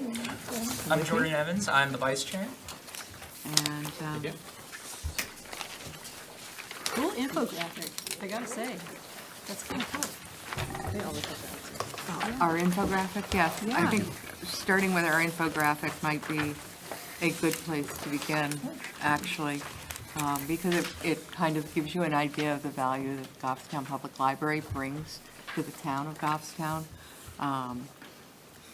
6,900 plus card holders, 68,000 checkouts, 5,300 reference questions answered, 8,200 people attending library programs. We have a small budget, we have a small but mighty staff, and I think we do a great deal with that to benefit the town. So that said, I'll get into the budget itself. This year, Goffstown Public Library is requesting a budget of $1,010,007, which represents a 5% increase over previous years. The majority, as you can see as you look at the percentage differences, really is in wages and salaries. Again, we use the same calculations as the town does for the rest of non-union employees. So this is all dealing with them at their merit increases and a 3.3% market adjustment in salaries. As many of you may know, we will be seeing a new library director hopefully in February. Diane will be after 26 at the time, it will be? 27. Okay, it will be 27 at the time we'll be leaving us. So we did see a slight decrease in longevity pay due to that, but otherwise, the majority, and if you see in the graph on the second page, it breaks down our staffing costs, and our staffing costs in total make up $783,000 of that $1 million budget. The areas where we are seeing, besides the budget, where we're seeing increases are actually fairly small. You will see some major increase with our balance between our subscriptions and our paper book and publication lines. So line 47,400, which is books and publications, looks like it's gone down by 9.96%. And our line 69,200, electronic subscriptions and contracts, looks like it's gone up 32.9%. That merely reflects really a change in how we're doing the budget to make sure all electronic materials are in the electronic line and all of the physical materials are in the physical line, so that we're able to better track those. As I said, I can go through this budget line by budget line, but outside of the salaries, our budget is staying as tight as possible. The library has made some difficult decisions. We've cut things along the lines of employee development, not an area where you really want to cut when you rely so much on personnel, but we're very cognizant of the fact that our budget was now going to be over $1 million. There's some increase in the budget for programming, but as you can see, when you've got 8,200 people attending programs over the course of the year, that is money that is going into programs, going into services that the town values, that people in the town are attending. I think that is where we would expect to see us spending our money. There is going to be some requests coming down the line for a capital reserve fund so that we can actually start getting a better sense on how we handle building maintenance issues, building repairs, building restoration, aging mechanicals in the building. So we did remove, that we had $20,000 in there this year that we used in part for our drainage problem. So any of you who visit the library will notice that Lake Library is most likely no more. But we're going to be looking at putting that money and requesting money for that in the capital reserve fund so that we'd be able to use that thoughtfully and grow that fund so that we are using that money appropriately moving forward. So do people have questions about our budget as presented? Joe? Thank you. I have actually three. So the first thing is, do you have a list of ongoing projects that you would use the capital reserve fund for? We do, and do you want us to go into the capital reserve fund at this point? Are you guys ready to go into a capital reserve fund, or would you rather wait? I mean, usually we don't see the those smaller warrant articles until the end of the Right, process, I but mean, it's we fine can, to cover them we now. can certainly go into, we only have preliminary numbers, not Okay. all of them No, are numbers. I'm just and curious, as long as there's like a direction, when they're ready to present it, I'm okay with that. Okay. I didn't Well, know if if that was it's gonna happen past at this being meeting or passed not. out, I do want to explain it in the chart. Thank you. This is the beginning of our list of projects that we're looking at that would ultimately be funded through the capital reserve fund, operating line to the budget, if that is where it needs to come from, grant money, preferably if we can do it in that respect. And the main reason I just want to address it is because of what we have listed as our prioritization. So if you notice next to all of the projects, there's a priority number of an A, a B, or a C. Primarily an A is, this is something that the building to stay open, we are going to need to address. Some of those items, such as the HVAC repair, where we are working right now from a knowledge that when somebody has to come in and fix it, we're being told they don't manufacture parts for this anymore.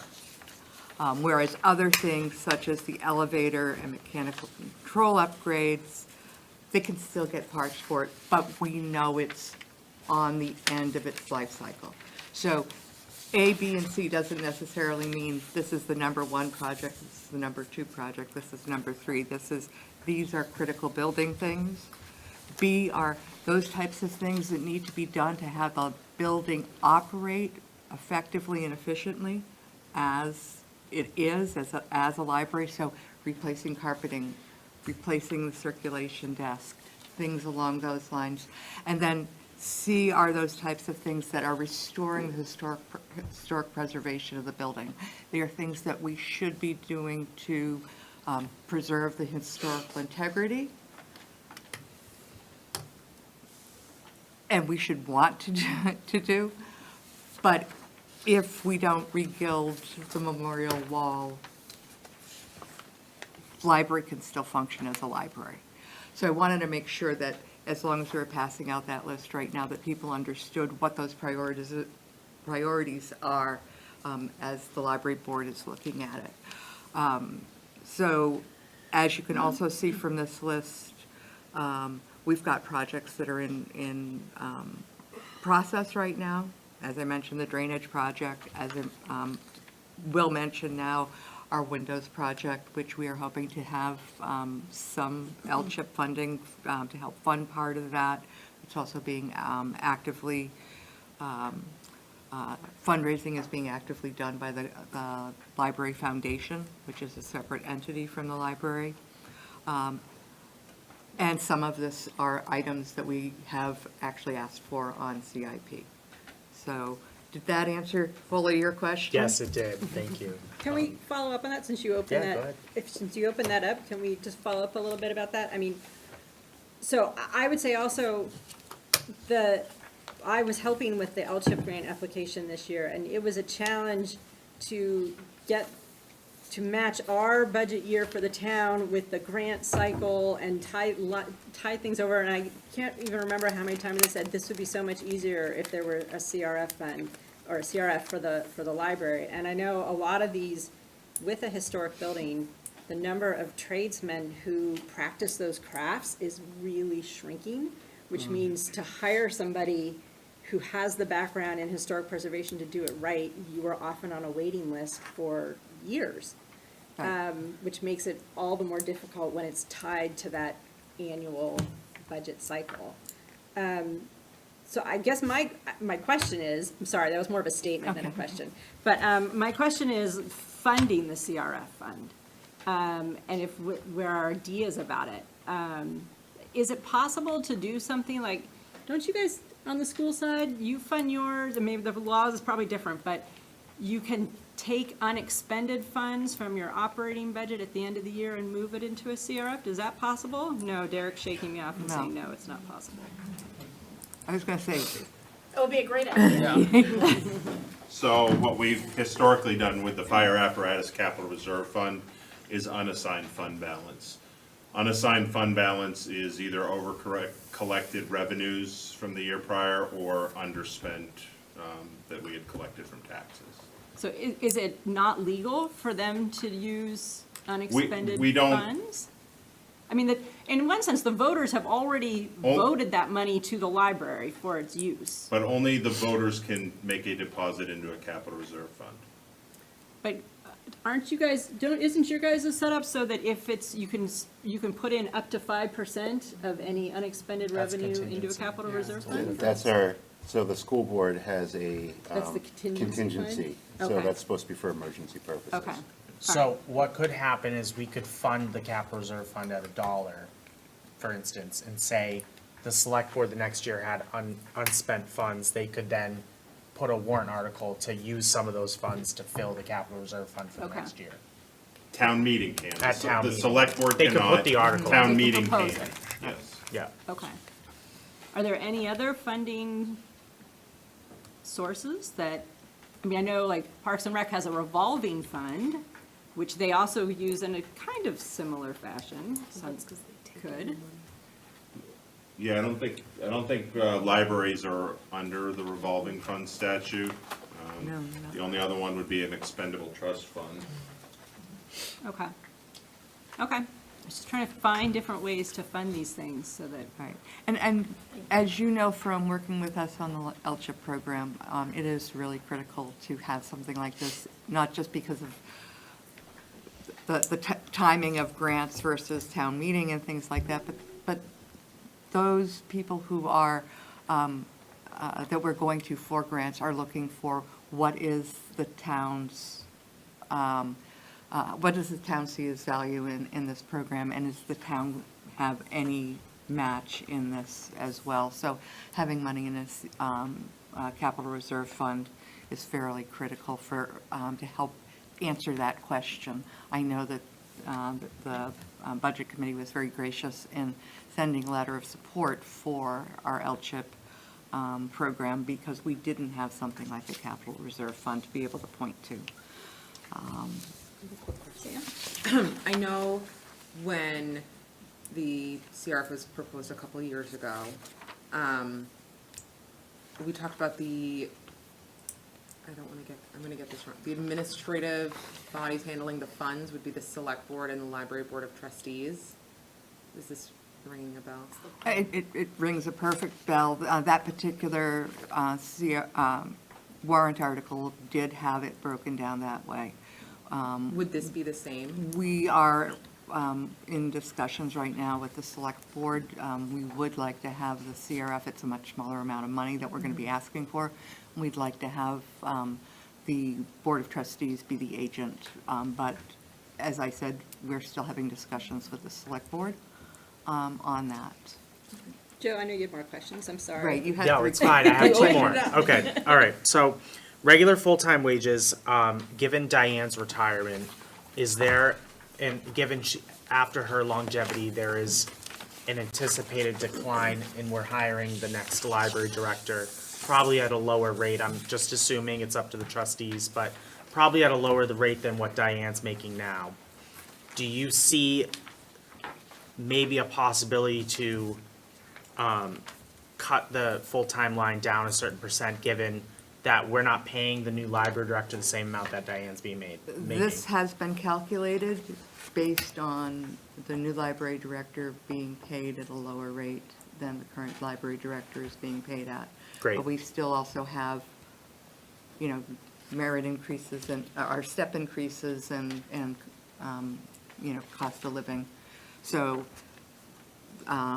what is it, we have it here, it's now going to be step 3 of labor grade 15, is what we're anticipating that we would be hiring a new library director at.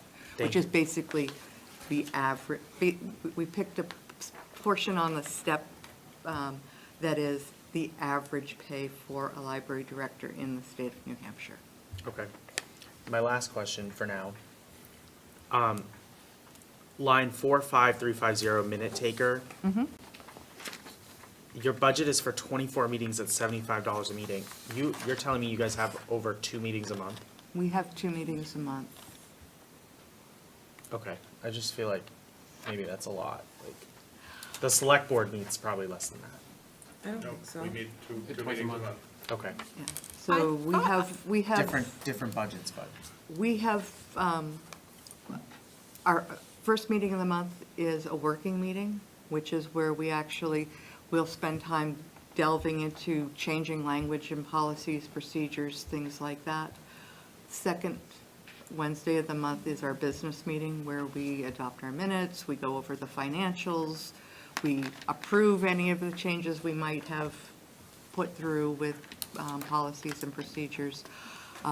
We have found that it works better for us that way than having ad hoc meetings of smaller groups of trustees kind of working on policies and maybe running afoul of right-to-know laws and things like that. So this makes it far more transparent. Thank you, appreciate You're that. welcome. I feel like on the town hall and the administrative, wasn't there a reduction in minute takers this year? Was that an elimination of minute takers or a reduction? It was, I think we kept a little bit of money in one of the lines, but we're primarily losing staff with AI to compose minutes. So has the town like adopted that across the board using AI? No, that's what we're doing at town hall. Okay, okay.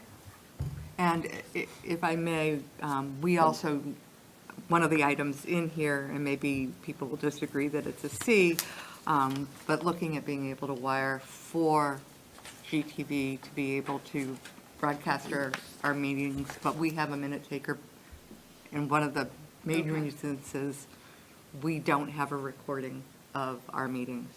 Okay. Okay, Jared? Thank you, Chair. Looking at your project list, looking at something that's not here, expansion of the library, knowing that we have impact fees for that are coming in. We've talked about impact fees for the past couple of meetings.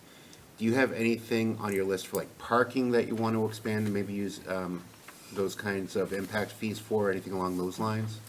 The library doesn't receive impact fees. Doesn't? No. Nope. Laura?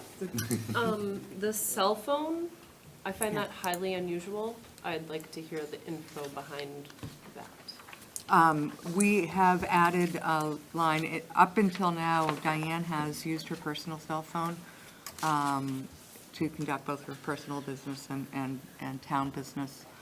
And we find that,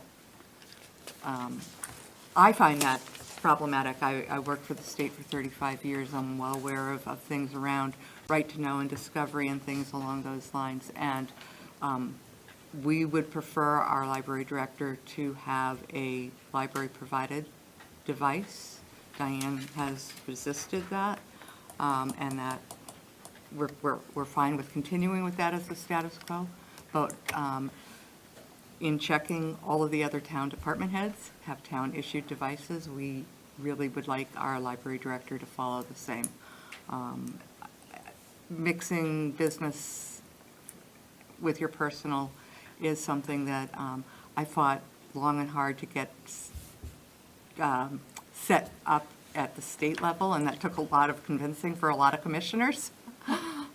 But that So- is, So follow up on that. So how much time when the director's not in the office are they expected to be taking calls when they can't take it on like a library phone or their office phone? Can I interject? So even when I'm in the library, I have to use my cell phone because I don't have privacy. There are times when I have to Right. leave my space to go out to my car to talk to someone. Right. Or, and so that's the reality. I wasn't even thinking Yeah, of of that. I was that. like, just go in your office and shut the door, but not everyone has that. Exactly. Okay. Exactly. Thank you. I'm Yeah. glad you're here to answer that part. I forgot about that portion. How can you forget? I know, I don't know what I was thinking. Yeah, yeah, Close the curtain. Yeah, Go with okay, that thank HVAC. you. Brian? yeah. Thank you, Madam Chair. I want to ask a follow-up question, I think, to Joe's question about the regular wages. And since you brought it up, you mentioned, I think, to paraphrase, you mentioned you're using the average library director salary. Can you share what that is? It was 95. 6,000 something. Between 95 and 96,000. That's the average? A year, Okay, Yeah. thank you. For the state? For the state. statewide. Yes.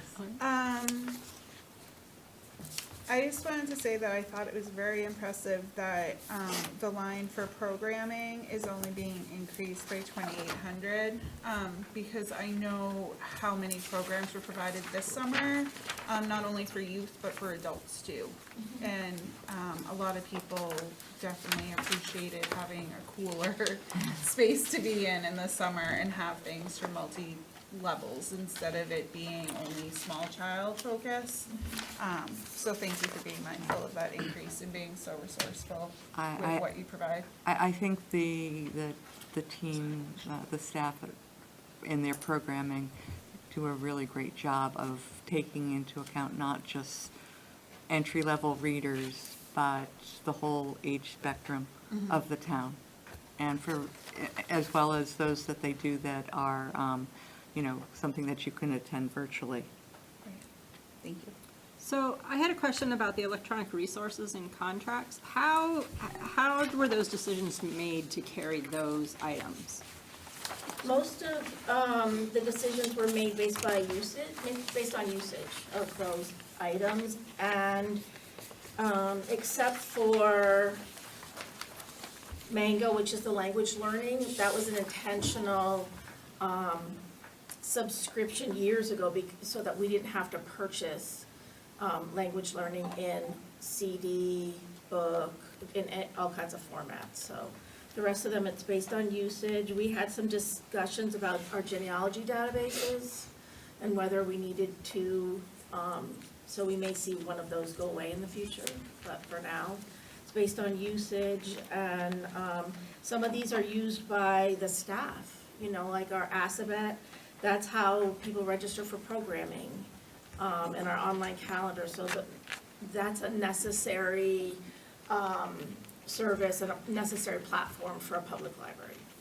Okay, so if things are not being used, they're getting moved off of this list. Exactly, yes. We've been very good about annually looking at our numbers and looking at the costs, because the costs are increasing all the time, and then making decisions on what we're gonna keep and what we're not. We're at the point now where there's very little we could get rid of moving forward. I would like to just say that those items that are on this list, though, again, the Board of Trustees identifies, we do the collection development policy, what are the guidelines and the guidance, and how do the library staff select materials, but selecting electronic materials versus physical materials, there is no difference. Those are selected by the library staff. So while we may, as the board, ask questions about the value of something, we don't get into, the board itself doesn't really address that. So where our role is, for example, is Hoopla. Diane says, we have a really small budget for Hoopla of $15,000. For a community this size, it should be at least $20,000. Can you find $5,000 more in the budget so that we can increase it to that? And unfortunately, the answer during this budget process was, no, we can't. We've reached a threshold of dollars that we feel a 5% increase in our total budget is the most we can expect this town to be able to bear. We can't come back to you and ask for 8 or 9%. So that's where the board steps in, not whether or not which ones we buy. And I just want to make that clear, maybe not to everybody here, but to also people that are at home. I have one follow-up question. So the books and publications line was reduced by 4426. But then the GMILK's line, so those funds were transferred to the Electronics subscriptions and contracts line, so line right. 69200. So that was an increase of 9,001. So is the balance the 5,000 or whatever it was that, or whatever, 4,600, was that an increase? So we moved $4,426 from books and publications to the electronic subscriptions line, and then we made adjustments based on increases that we're anticipating in costs. So that 4,600 is there's 4,600 of increased cost Yeah. in that line. Yes. And is that, so some of that's under our control, but GMILK's isn't always under our GMILK's control, is its right? own line. Right. Has a separate line in the Okay, budget. yeah. So that is pretty much level funded, that we're seeing a nice level of that. Okay. Just to point out, we haven't talked about IMLS here. So IMLS is a federal program. The state library receives funding from IMLS, and in the next budget, which starts November 1st, 2026, there is zero money for IMLS funding. And in New Hampshire, that means Libby, which is one of our ebook platforms, will not have any federal money attached to it.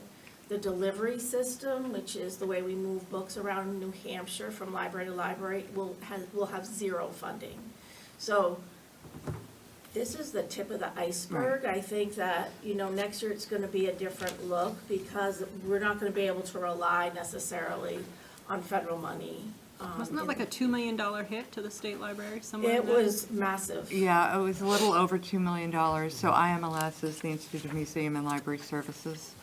And has been abolished. The only money in the budget is to close it down. In addition to those two things that Diane mentioned, things like Libby or things like the book delivery service, and actually Goffstown has 2 book delivery services. There's one that will not be affected by that, which is our interlibrary loan amongst GMILK's libraries. So we do have, we circulate books to other GMILK's libraries and from them to us through our own delivery service. And then there's a statewide delivery service that we also take advantage of. So this particular cut in delivery services will impact the GMILK's libraries the least, because it's really the Concord that's not part of a GMILK's consortium will have no way of delivering books, and we will have no way of getting books to and from them. But the other thing that we're still trying to get a bit of a handle on, or at least I am, is the fact that another service that will no longer be funded is the Talking Book Service. Talking Book Service basically has always dealt with the blind and the physically handicapped. That's 100% funded by IMLS Services, which means that the state, which has the Talking Book Services, will no longer have funding for that. With Goffstown having the Hillsborough County Nursing Home in its environment, we're now going to be looking at trying to work with the nursing home on how do we, they've got library users. Those library users are residents of the town of Goffstown. Right now, we spend very little on them because they're getting their services directly through IMLS, via the Talking Book Service. With that gone, there's going to be looking for alternatives, and that's one of the reasons why holding the line and making sure, because we don't know what the fiscal impact is going to be of the costs at the state level that's going to trickle down to the local level, and the cost at that federal level that's going to wipe out services, library services, for a whole host of people who live in our town who are going to need library services. So that is something that we know we have to be able to address come the end of 2026. Olivia? I think it's important for everyone here, but especially at home too, to realize that with the library, you don't have to pay anything. You know, like, say the kids programming in the summer. It was so extensive this summer that it was basically at the same amount of time. If you wanted to sign up and got space, which for some of the programs was hard to do, because it was so popular, that it was equivalent to a free summer camp at some levels. You know, like obviously you're transporting your kids and stuff, it's not like a drop-off, but these are programs that are being managed at a low cost for the department, but are entirely free for anybody that wants to come.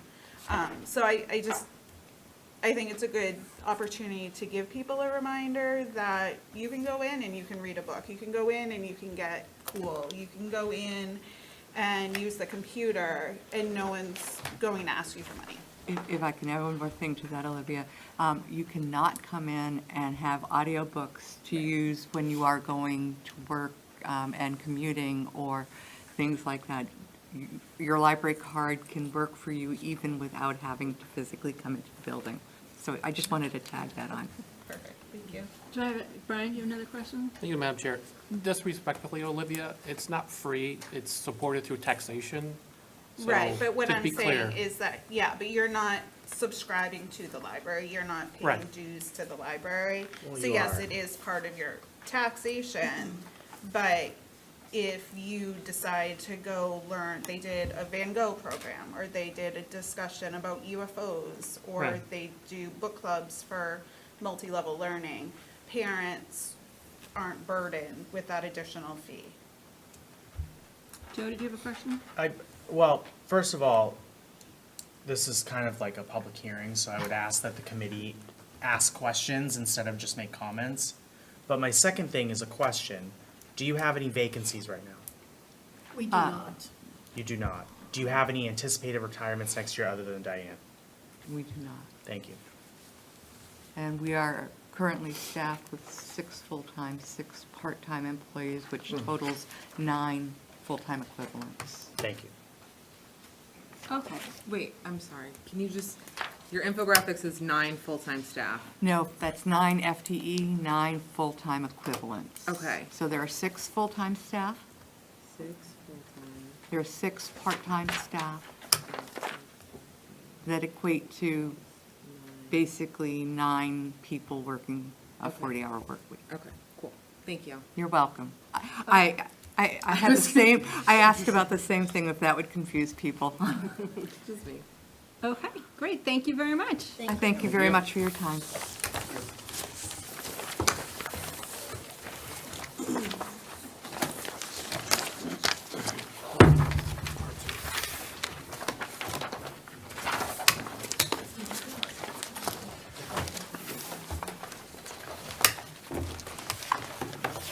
Now that everybody's all glazed over and, We're looking to you to wake Here us up, up, Rick. pump us up. all right, let's get rocking, here we go. I like to just kind of do the overview of the whole department, in totality. I mean, basically, as far as your, Just one quick, because we skipped from our budget to the CFR, we never talked about our CIP item. Do you? Oh, you have a Oh, CIP We do item? have a CIP item, and do you I'll need step a few out. minutes for that? All right, 2 seconds, I'm sorry, Rick. It will be very, very quick. Yes. Flat repaving. We have one item in the 2026 CIP budget. It is a $33,000 request to repave the library's parking lot. Right now, as mentioned, Library Lake, our drainage project that we have just completed. We do need to let all of that work settle, so we have a $33,000 request that is in CIP, which would then take it off of the building list of various things for the capital reserve fund. But that is in there if anyone has any questions about it. Okay. Brian? Thanks, Madam Chair. Yeah, I see in the note it says, final paving in conjunction with DPW. So are you transferring the funds so they do the service? Help me understand that. No, the estimate for the cost came from DPW. Okay, thank you. Yeah. Any other questions? I apologize for us Okay, skipping it. that's fine. Thank you. Rick didn't mind, I'm sure. not at all. No big deal. You gotta always have a plan B. All right, so getting back at it, if you go to tab 8, what I'll do is I'll go through the little presentation there that you have in your possession. But what I'd like to do is as far as the Parks and Recreation Department, we're like composed of facilities that are community-related, and then we also have programming that is community-related. What we do is very community-oriented, and there's a lot of positives within that. Whether any of you use any of those facilities, I have no idea.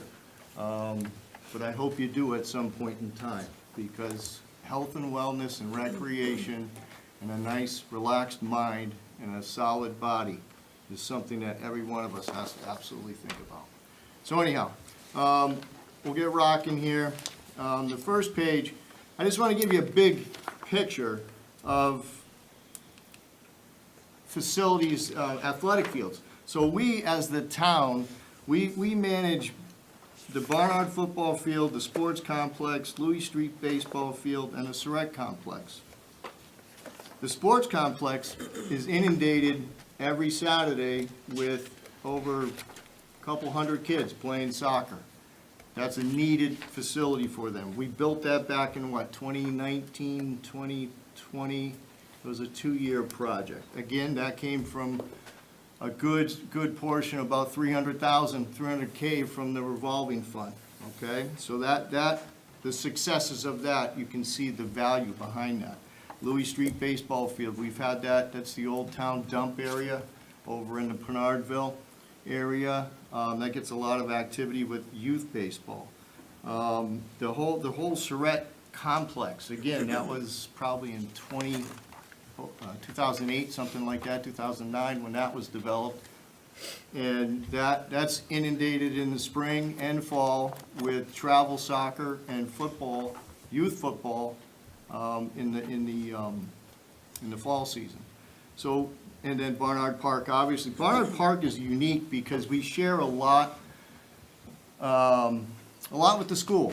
You know what I mean? As far as that whole football field, that is a extended campus, let's say, for the school. So they need a place to practice. The tennis court, that's their home, that's their practice, the track, et cetera. And we got a lot of good partnership in that area as well. But just so you can picture those are some big complexes. Flip the page, and then we have two parks, as you all know. We have the Roy Park, and we have Barnard Park. And over the past years, we've no longer duplicate services. We're trying to make each park unique in its own way, instead of duplicating. You look at that sheet of paper right there, that nice playground right there. That's over at Roy Park.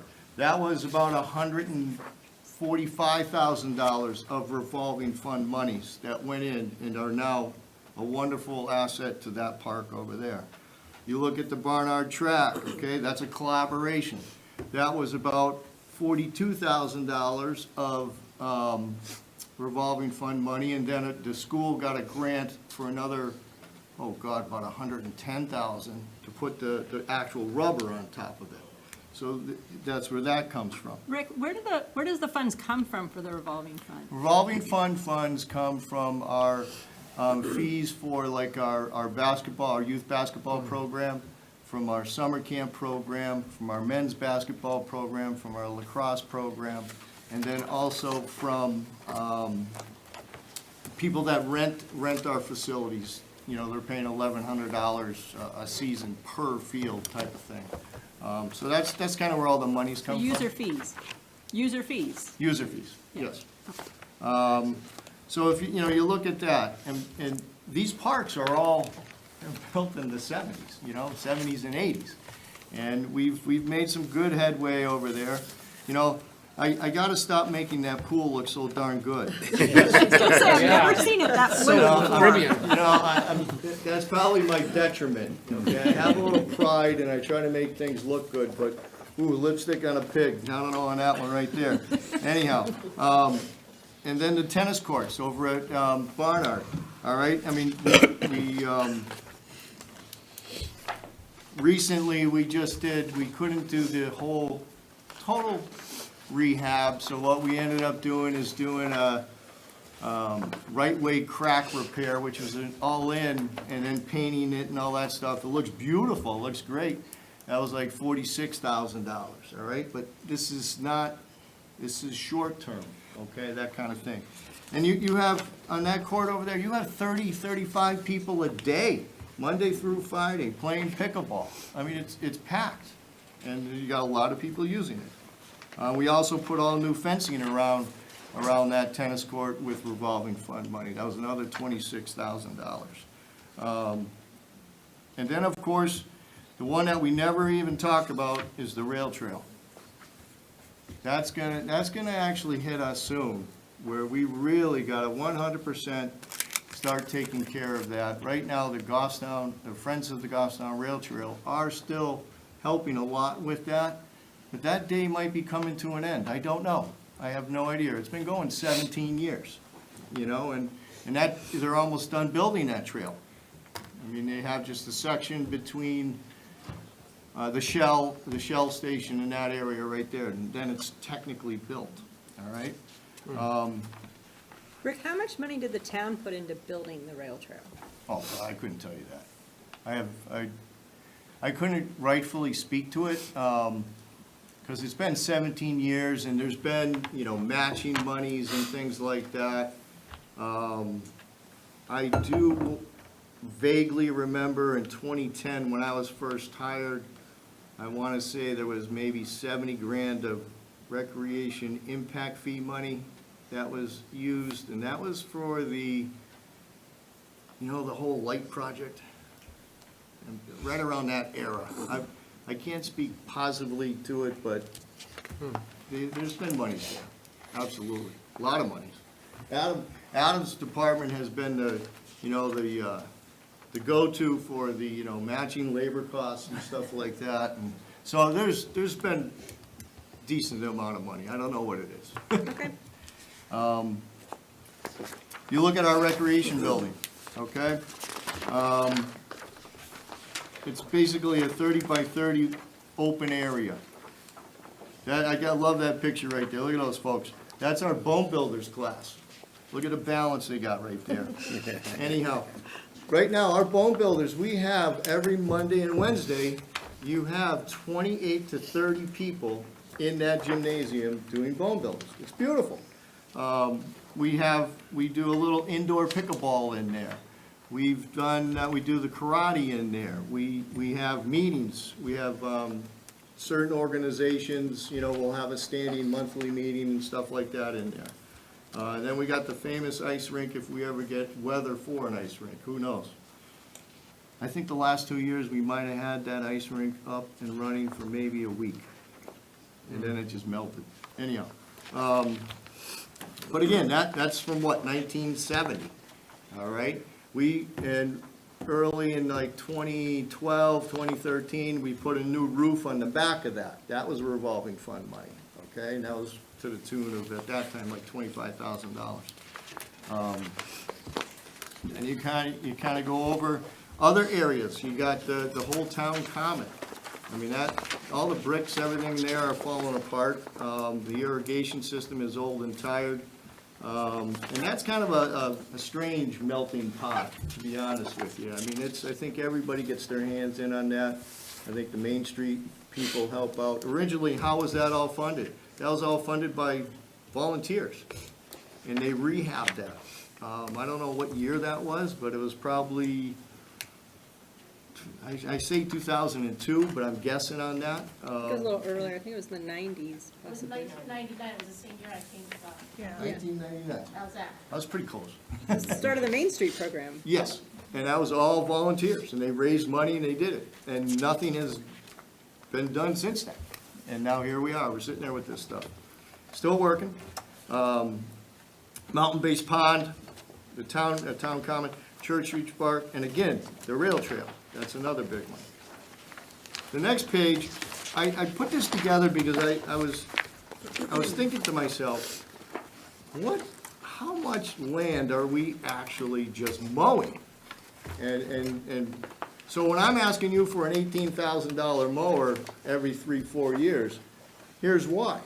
When I'm asking you for backpack blowers, when I'm asking you for weed whackers, when I'm asking you for a truck, when I'm asking you for a trailer, this is a good one right here. All in, you know, the two parks, Roy Park is 3.1 acres, Barnard is 5.2 acres, so just in parks alone, you got 8.3. That's mowing. When I did this, I used our GIS map that we have, and you can calculate it all out in the acres. It's pretty cool. And so just the two parks alone is 8 acres. The athletic fields that we maintain, the Surratt Complex, that's 46 acres. And an acre of land, just to give you a perception, is a football field. An acre of land is a football field. The sports complex, just the plain area, the double soccer field area that we have, all right, that's 4.46 acres. And then all the slopes and everything around it is another 7.5 acres. The Louis Street baseball field is 0.99 acres.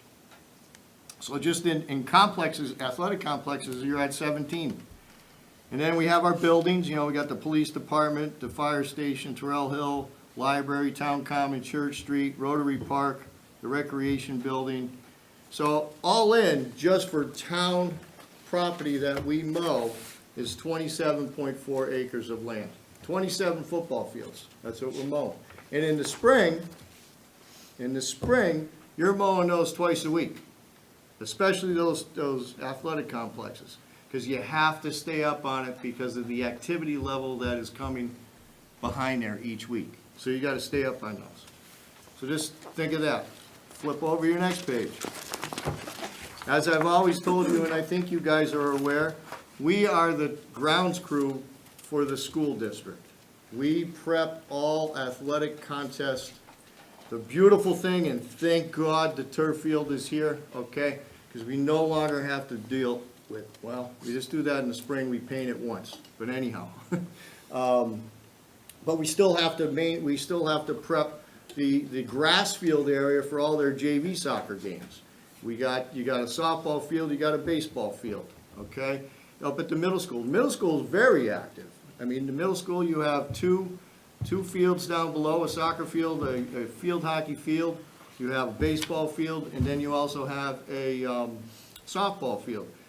So in the springtime, you're prepping up to possibly 5 fields in one day, and then doing all the mowing at the same time, okay? So I'm trying to picture this for you, all right? So if you look at the school fields, the athletic fields themselves, that's 16.3 acres of land. If you look at the property is not much. I mean, your biggest component of property really is the middle school. Mountain View Middle School has the most property. I didn't even put Bartlett on there because they're a weed whacker and you're done. But that's 19.78 acres. Add all that up, 18 and 27, what's that? 47, 45 acres of land? So 48 football fields a week is what you're mowing. Not a week, because those buildings, let's take 3 Point out, you know, the buildings, you might go 2 weeks or whatever. Every one of those athletic fields, those are twice a week. So just picture that. So that's facilities, okay? And that's the things that we offer for the greater community of Goffstown. So the whole community, I mean, how many children do we have now? We got a lot of young families, and they're all looking to do activities with their children, that's for sure. And you can attest to it with the enrollment in your schools, for sure. Programmatically, okay, programmatically. I mean, we do the Goffstown Gallup, 46 years that thing's been going. Going pretty good. We're actually starting to get better with numbers now, too. That's actually starting to increase post-COVID. Adult World, we got our men's league, basketball league, we got an open pickup, we got pickleball. You can see all this, all right? The one that we're most proud of is our senior programming. We are making some really, really good headway. I don't know if you watch Facebook or you're even, I don't know how Facebook works, to be honest with you, but anyhow. You're not Probably missing a good much. thing. I don't pay attention to it because it's not a pretty thing. But anyhow, you know, you probably see Aaron Trankar, or Aaron McDonough, excuse me, does all our postings and all that. But our 55 plus, we're doing outings with these people, and the way we got it designed is they're paying you go on a Mount Washington boat cruise, it's $45. They're paying the $45, and then we're providing a bus to get them there. So the bus is anywhere between $900 and $1,100, so we provide the bus to get them there, that kind of thing. But that's huge, and I got some pictures to show you on that one. I love it, it's kind of cool. But, you know, the Bone Builders, as I said, that's huge. The senior dinner, we've been doing that for 49 years. And this past year, we had 100 residents sitting in the little church over there in the center of town. It was great. We have some open, like, people come in and we just have some puzzles and they make some puzzles. But you can see all the different trips we've done. We've gone to Pickety Place, Sugar Shack. The summer barbecue was awesome. At Barnard Park, we had probably about 52 people attend the barbecue. So it was fun. And then on top of that, then we have all the youth activities. Our biggest programs by far are our youth basketball program with over 500 kids in that program alone. And we are very thankful to the schools because we use every single one of their gyms and we inundate their buildings. There's another concept down the road. In all honesty, you guys will freak out on this one, but, you know, if you had a 32,000 square foot building with 3 indoor basketball courts, the things you could get done and take away from the school so we're not beating the heck out of their building, right? That kind of thing. These are all things way out there, just big picture stuff and community related. Dollar amount, I agree. Nobody likes that. But just, I throw that out there. Our lacrosse program is probably our second largest, got about 175 kids in that. And the summer camp is, you have 85 kids in that camp. You're gonna ask me how much we charge, I don't remember, $90, $95, something like that. And then we collaborate, we've been working with the Glen Lake Swim, with the Granite State Health and Fitness Foundation, and we collaborate with them and run a 1 mile, 2 mile swim. So there's programming. Oh, I'll go to the next picture, look at this. So these are our 55-plus activities that we've had thus far. The one up there, that's our Tai Chi program. We got about 30 people in that, and then we've been, the one up on the upper right there, that was the Winnipesaukee Railroad trip. Down here was the seniors at the dinner, Sunapee Boat Cruise, LaBelle Lights, Sugar Shack, Ben Sugar Shack. Flip the page. See, look at all that energy. There's so much energy there. We got like 45, 50 people on each one of these trips. We got our pickleball crew right there. We'll take you guys on. Anyhow, so that's programming. That's your facilities. That's your programming. How do we make it all work? We make it work with a full-time director, myself, a program supervisor full-time, a ground supervisor full-time, and then we added, 2 years ago, we added a grounds program assistant. So that grounds person helps out with all the mowing and all that stuff, and then come in the winter time, helps out with the basketball programming. Basketball for us is Tuesday, Wednesday, Thursday, Saturday, 9 hours, Sunday, 9 hours. So that's basketball for us. And then we have seasonal staff, so we got like 10 playground staff, over 100 volunteers in the different programs that we offer, and we have about 7, 8 lifeguards. So that's the flow chart. I'm gonna skip this page right here, because what I did is I created a budget highlight, which is basically gonna capture all that other information. So the elephant in the room, as we all know, is regular wages. So for us, that's an increase right there.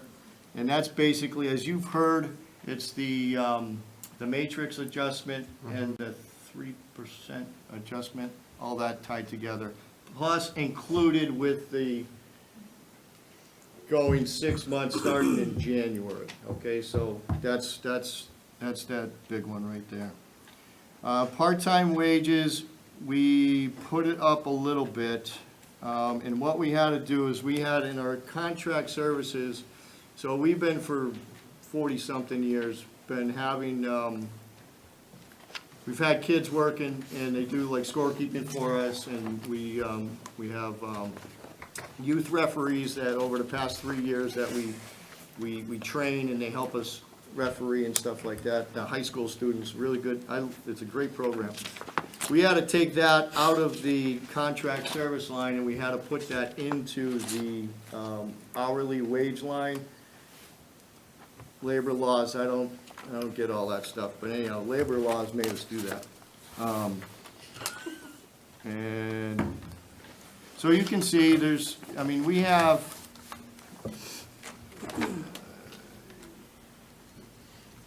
most of the increases are all within your employee benefits and stuff like that. Our heating oil, that's gonna go down a little bit, that's just a contracted rate.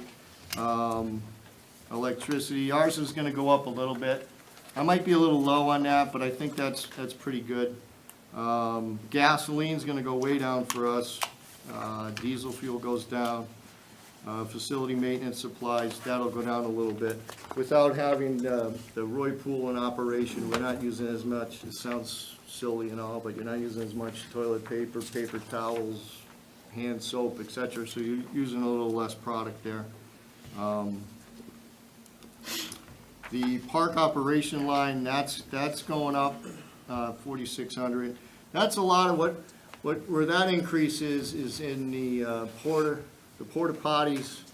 We really need to have more handicap porta potties. We've been going with just regular ones, and we need to change that. And then just the cost of fertilizer, seed, stuff like that.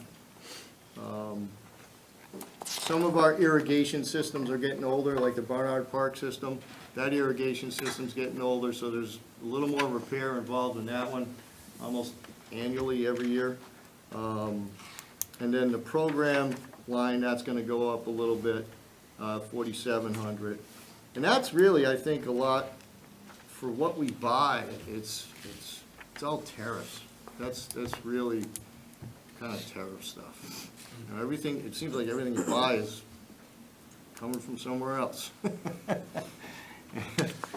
And so all in, you're looking at a $36,000 increase. And when you look at it, you're looking at probably 26 of that, 27 of that is employee related. Do you have a question? That's all I got. Yes, I do. Thank you, Madam Chair. Hi, Rick. Line, Oh, I don't have one. Go ahead. it's on your small sheet here. Oh, It's, yeah, beautiful. 64,100. Yep. The increase is 4,657, but the budget report that we received from the town is 5,057 for that line. Can you explain to me? It looks like there's a $500 delta. Was there something, like, what's the real ask there? Because it looks like your sheet. Well, let me tell you, right now, we're gonna be, by year end, that line right there is gonna be spent to 34,5. Okay, so right in line with what was asked for last time. 32 was asked for. I see 35 on our sheet.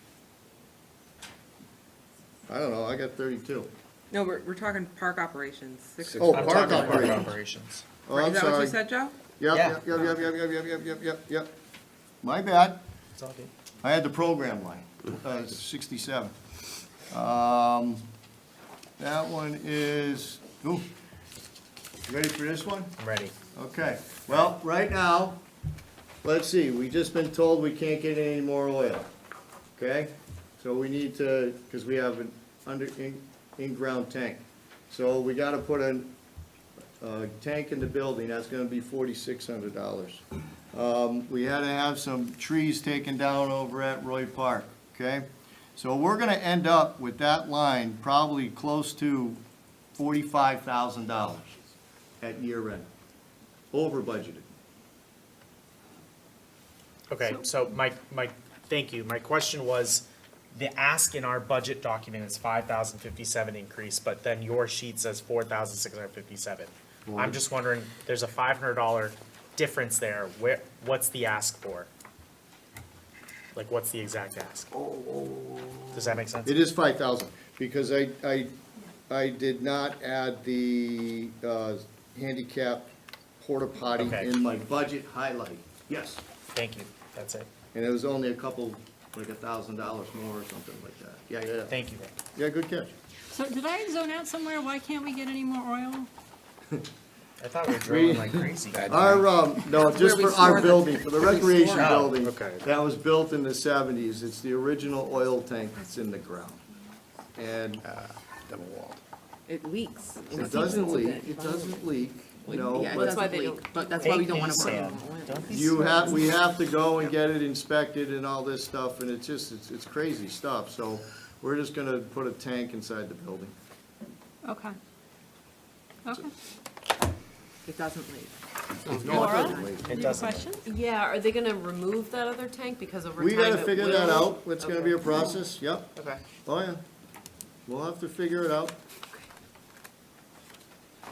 More questions? I have a question. Yeah? So, and this might be a question for all of the non-union departments, not you specifically. When we did the town, we talked about how we were increasing that wages from July 1st to January 1st, correct? Did we do that across all non-union departments? We did. So that is why everyone's wages look so high.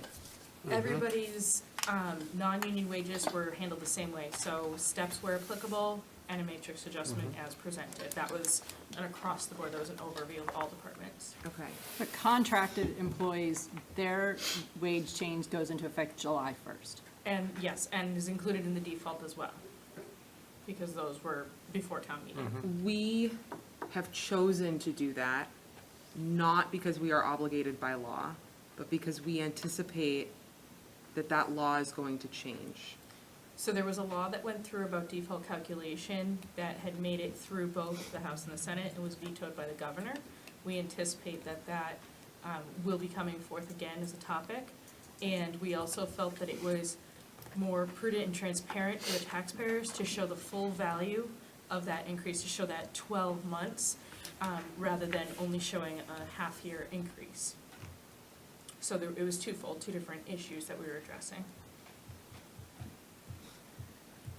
And I'm sorry that I keep on harping on this, but if we didn't present it this way, would this dollar amount would be less?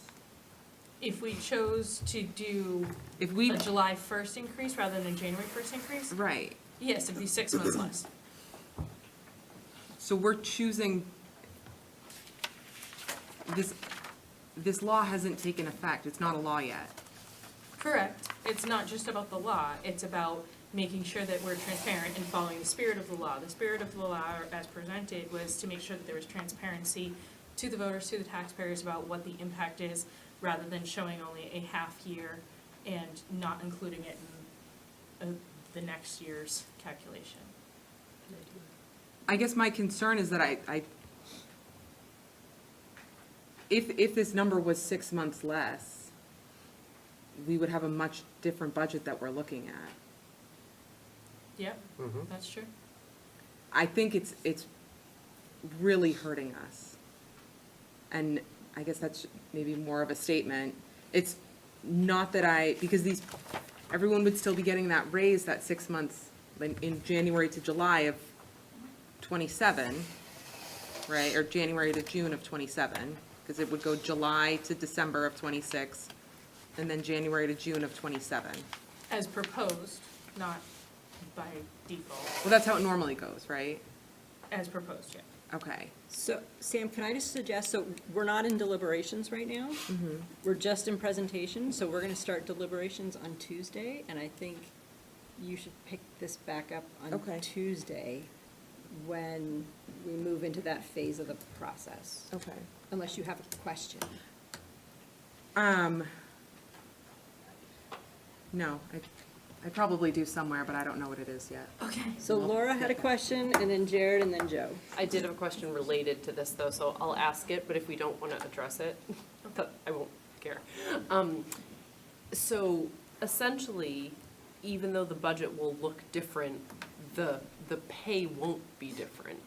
So this, like you said, is just more transparent because it's showing the whole thing, whereas we'd be paying everybody anyway, it would just be showing half. Is that correct? So the number. No, they No. don't. No. No, it moves up the increase by 6 months. Okay, that's the part I think that keeps getting kind of Yeah. lost. Okay. Yeah, and I believe it was last meeting that Peter Gregorikakis had brought up a point about, rather than doing an increase and a step or something like that, the second half, kind of spreading it across the whole year. So Jared and then Joe. Rick, this one's for you. Sorry, Rick. I know that you support through some of the mowing in the fields, working with Tri-Town Soccer, Travel Soccer. I know that there's kind of MOUs with that. Do we have any other MOUs with like the YMCA or Anything We along those don't. lines? I think you guys, as a school, do. Yeah, We- for we some do of our not, programs. no. Okay. No. No, and you, I think you all have the MOU with the, We do with the school does with the Y Tri-Town, for yeah, kind of a yeah. kindergarten wraparound program, if you Correct. will. correct. And swimming. Yeah. Joe? Thank you. I'm going off Laura's point. This is not for Rick, this is for Danielle Derrick. I think it would be helpful for the committee to see what the budget delta would be if we did not give the 6-month step in matrix adjustment. So I personally, for Tuesday, would like that kind of information across all town departments, what that change would be if the budget committee decided not to fund it, knowing that I don't know what other members are thinking, but I'd like to see that myself personally. So to move it to a July 1st? Yeah, so I actually would ideally like you to keep the spirit of the bill, not law, but the bill as proposed for this transition year, right? And then once you're on that full raise that we already approved next year, you do it that way. So if there's a way to make us see that, you know, half of it's this year, and then the next year there's a full year of what we originally approved for the non-union compensation plan. I would like to see what the difference is adding another 6 months onto that plan. I think what you're getting at is we want to see options. Yes. If we want to change that, we want to see what the budgetary options would be, whether you go to change it from a year-long funding to 6-month funding, or whether you do the year-long funding but only do the step and not the cost of living. I think we want to see kind of what the impact of that would Yeah. be. Is that?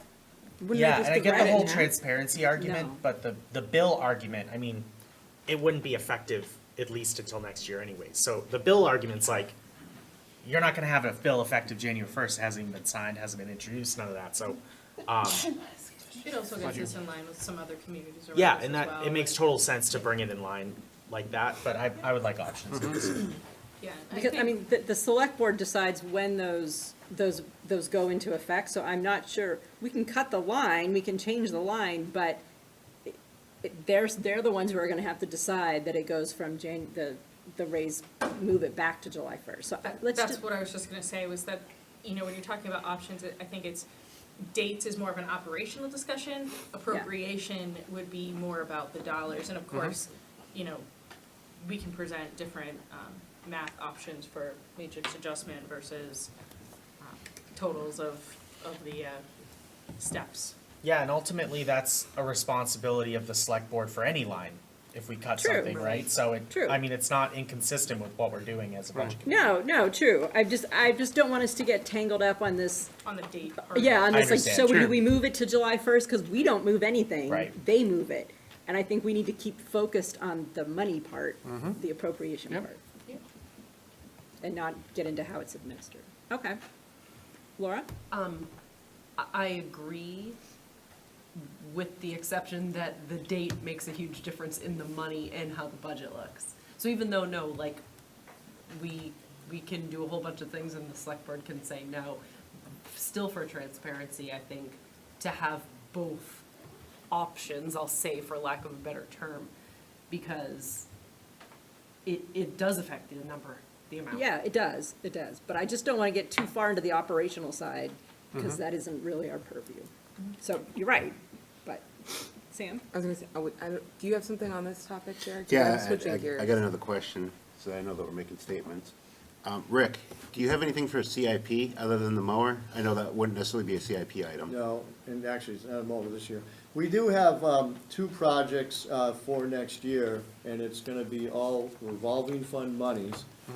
It's gonna be to fill the void of the pool. There's gonna be 4 pickleball courts, and then there's also gonna be a dog park put over at Wood Park, so. Sweet. That revolving fund has been a gift. I mean, It certainly has. it's been a game changer for Parks and Rec, hasn't it? It certainly has. And it's not that old. 2008, 2009 is when it was on a ballot, and then I want to say 2011 is when we started actually functioning with it. And the select board members at that time really pushed for it because they kept saying, You're not getting any funding. You're not, you have, the sports complex is a perfect example. You have all these people that we need space for fields. You aren't gonna get any money. So that's been in place, so 14 years later, you're seeing some very good fruition out of that system. I have a real Rick question. Okay. How many people from the nursing homes participate in your senior activities? From the nursing home themselves, Yeah, 0. okay, They're kinda landlocked, okay, I wasn't sure. yeah. Wheelchair basketball. I don't, no, I'm not saying, no, I'm saying like the senior I didn't activities, mean like the that. things I like didn't- I didn't mean like it the that way. boat. You know, they're kinda stuck. No, like the Mount They Washington don't have cruise. transportation. Yeah, They're homebound. They're homebound. Yeah, they have their. No, but they go on like trips, and I wasn't sure if they go on the same trips as these. No, actually, the nursing home, they actually have their own independent programs, and they do a lot of travel. They do a lot of trips with their Yeah. folks. My mother-in-law was over at the Hillsborough for quite a few years, and Okay. she loved it. She got in on some good trips. It wasn't a stupid question, that's not Yeah. what people. No, no, no. wasn't No, it No. was. Like, No. like they go places, you're not They're just stuck laughing at inside. me, That's because I don't speak well. All right, any other questions for Rick? Okay, thank you, Rick. Thank you. I think we're good. Okay, so that's the end of town presentations. I think, hold on, Joe. We're, just to lay out what we're gonna do next, we've got 2 meetings next week, Tuesday and Thursday. We're gonna focus on the town. We're gonna start going through department by department, looking at the individual lines. And then when we're done doing all of that for the town, then we can look at some big picture things, which is what we did last year. It's the same process we did last year. Go through the individual things and then go back and look at some of the big pictures. All right. Did you have something you wanted to say? Yeah, I just want to comment, I watched the select board meeting on Monday, and I think it was very helpful for us. I think if any members of the committee have not watched it, they should, specifically the budget conversation. I think the select board has opportunities and maybe may make some proposals to cut the budget down. I would ask that they do, and I know I made a motion about, sending it back, but I would ask that, maybe my ideal percentage, like to start at, would be like 5% increase, to cut it down to that point. As a budget committee, we're not able to really thoroughly determine the wants and needs of the town. It's really the select board's responsibility to prioritize the direction of the town. So that would be my ask, is that, I know, Richard, I know they don't meet on Monday, but we're starting deliberations, and if there's anything that the select board can communicate with us regarding, changes that, maybe like what the library did, like this is what, A, B, C, D, or something like that, like, that would be very helpful for at least me as a member, when we have these conversations next week, because I think we're all at different percentages, or, there's 15 of us, we're all at different percentages, like, mine might be lower than somebody else's on the committee, it probably is, but that would be helpful for the committee, is some sort of direction from the select board. Okay.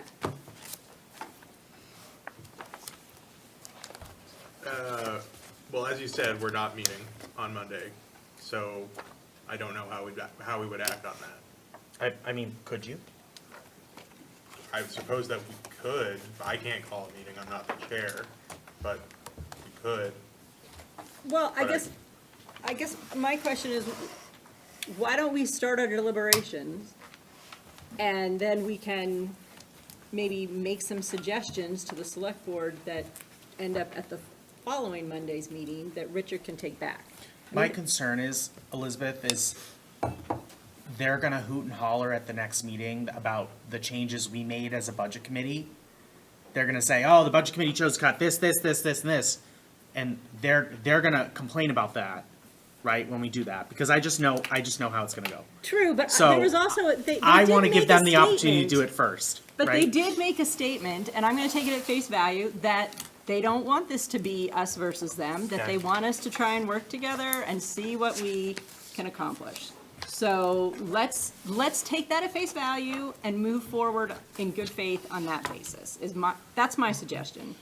I think we should move forward, start our work. If we have things we want to discuss with the select board, we can tell Richard and start this process of back and forth and see where we get. And if that is truly their response, well, that's on them. And we need to do our job. That's where I'm at this point. Just got to put our heads down and start doing our job. So, I don't know if the committee feels the same way, but I would rather not, I mean, I think that's great that you gave them a number, because they only had one other number to work on. That's fine. I would rather not give a number. I just want to get to work and see what we can do. Well, that's why I defer to you, Madam Chair. You have more knowledge on this than I do, so. All right, anything else to come before the board before we wrap it up for the week? All right, oh, sorry, Jared, I'm sorry, I must have terrible peripheral I'm vision gonna or put a something. light right here. Yeah, like a buzzer, you know? Just to let the board know, December 18th, which is a long ways away, the SAU is having their budget review at the SAU building, which is a Thursday, probably going to be after the school board deliberations as well. But any changes that occur to the SAU budget would have the ramifications on the operating budget, the default budget for the school district. So I just let you know that if you want to come to the SAU budget meeting on the 18th, you now know the date. It's at 6 o'clock. You now know the time, and it's at the SAU building, which is right behind, I can't remember the restaurant. Sawyer's. Sawyer's. So if you do want to come and make any public comment, that is the time to do that for the SAU budget meeting, which affects all SAU items. So does that mean we can't finalize the school budget before the 18th? I will not be moving the budget to public hearing until that meeting has been concluded. Okay. Why is it so late? Like, December 18th is kind of late. Hey, we're deliberating the school budget pretty late this year too, so, why is that happening? Wait, but if We're it's, actually deliberating it right when we normally deliberate. I think we're right on time. wait, but if it's December 18th on a Thursday, we have a budget meeting that day. Do we? Yeah. Well, technically, but I was hoping we'd be done can all go. by the December 18th, but. Field trip. Like, if we could Field all trip. go, but I'm just saying, like, I don't want us to. Well, that means we What's have to have a tentative, meeting, though? it means we have to have a meeting either the following Has to be Tuesday, which is like December, 22nd? Oh, jeez. 23rd, 2nd, 23rd, or we have to do it at the very beginning Yeah, of 23rd. January. Because I think our public hearings have to be done, when, in January? The second Tuesday, so. All right, so we'll be spending New Year's together. One quick thing before I call on Joe again. We have not been having public comment. Nobody's been here for public comment, but we have not been having public comment during presentations. But now that we're starting deliberations, we will be having public comment on the agenda. So the public is welcome to come and make a statement. Joe? Move to adjourn. Second. All right, all those in favor, I'll raise your second it. hand. Any Aye. opposed? It's unanimous. Laura seconded, Brian seconded. Laura did. All right, we're done. Stop the recording.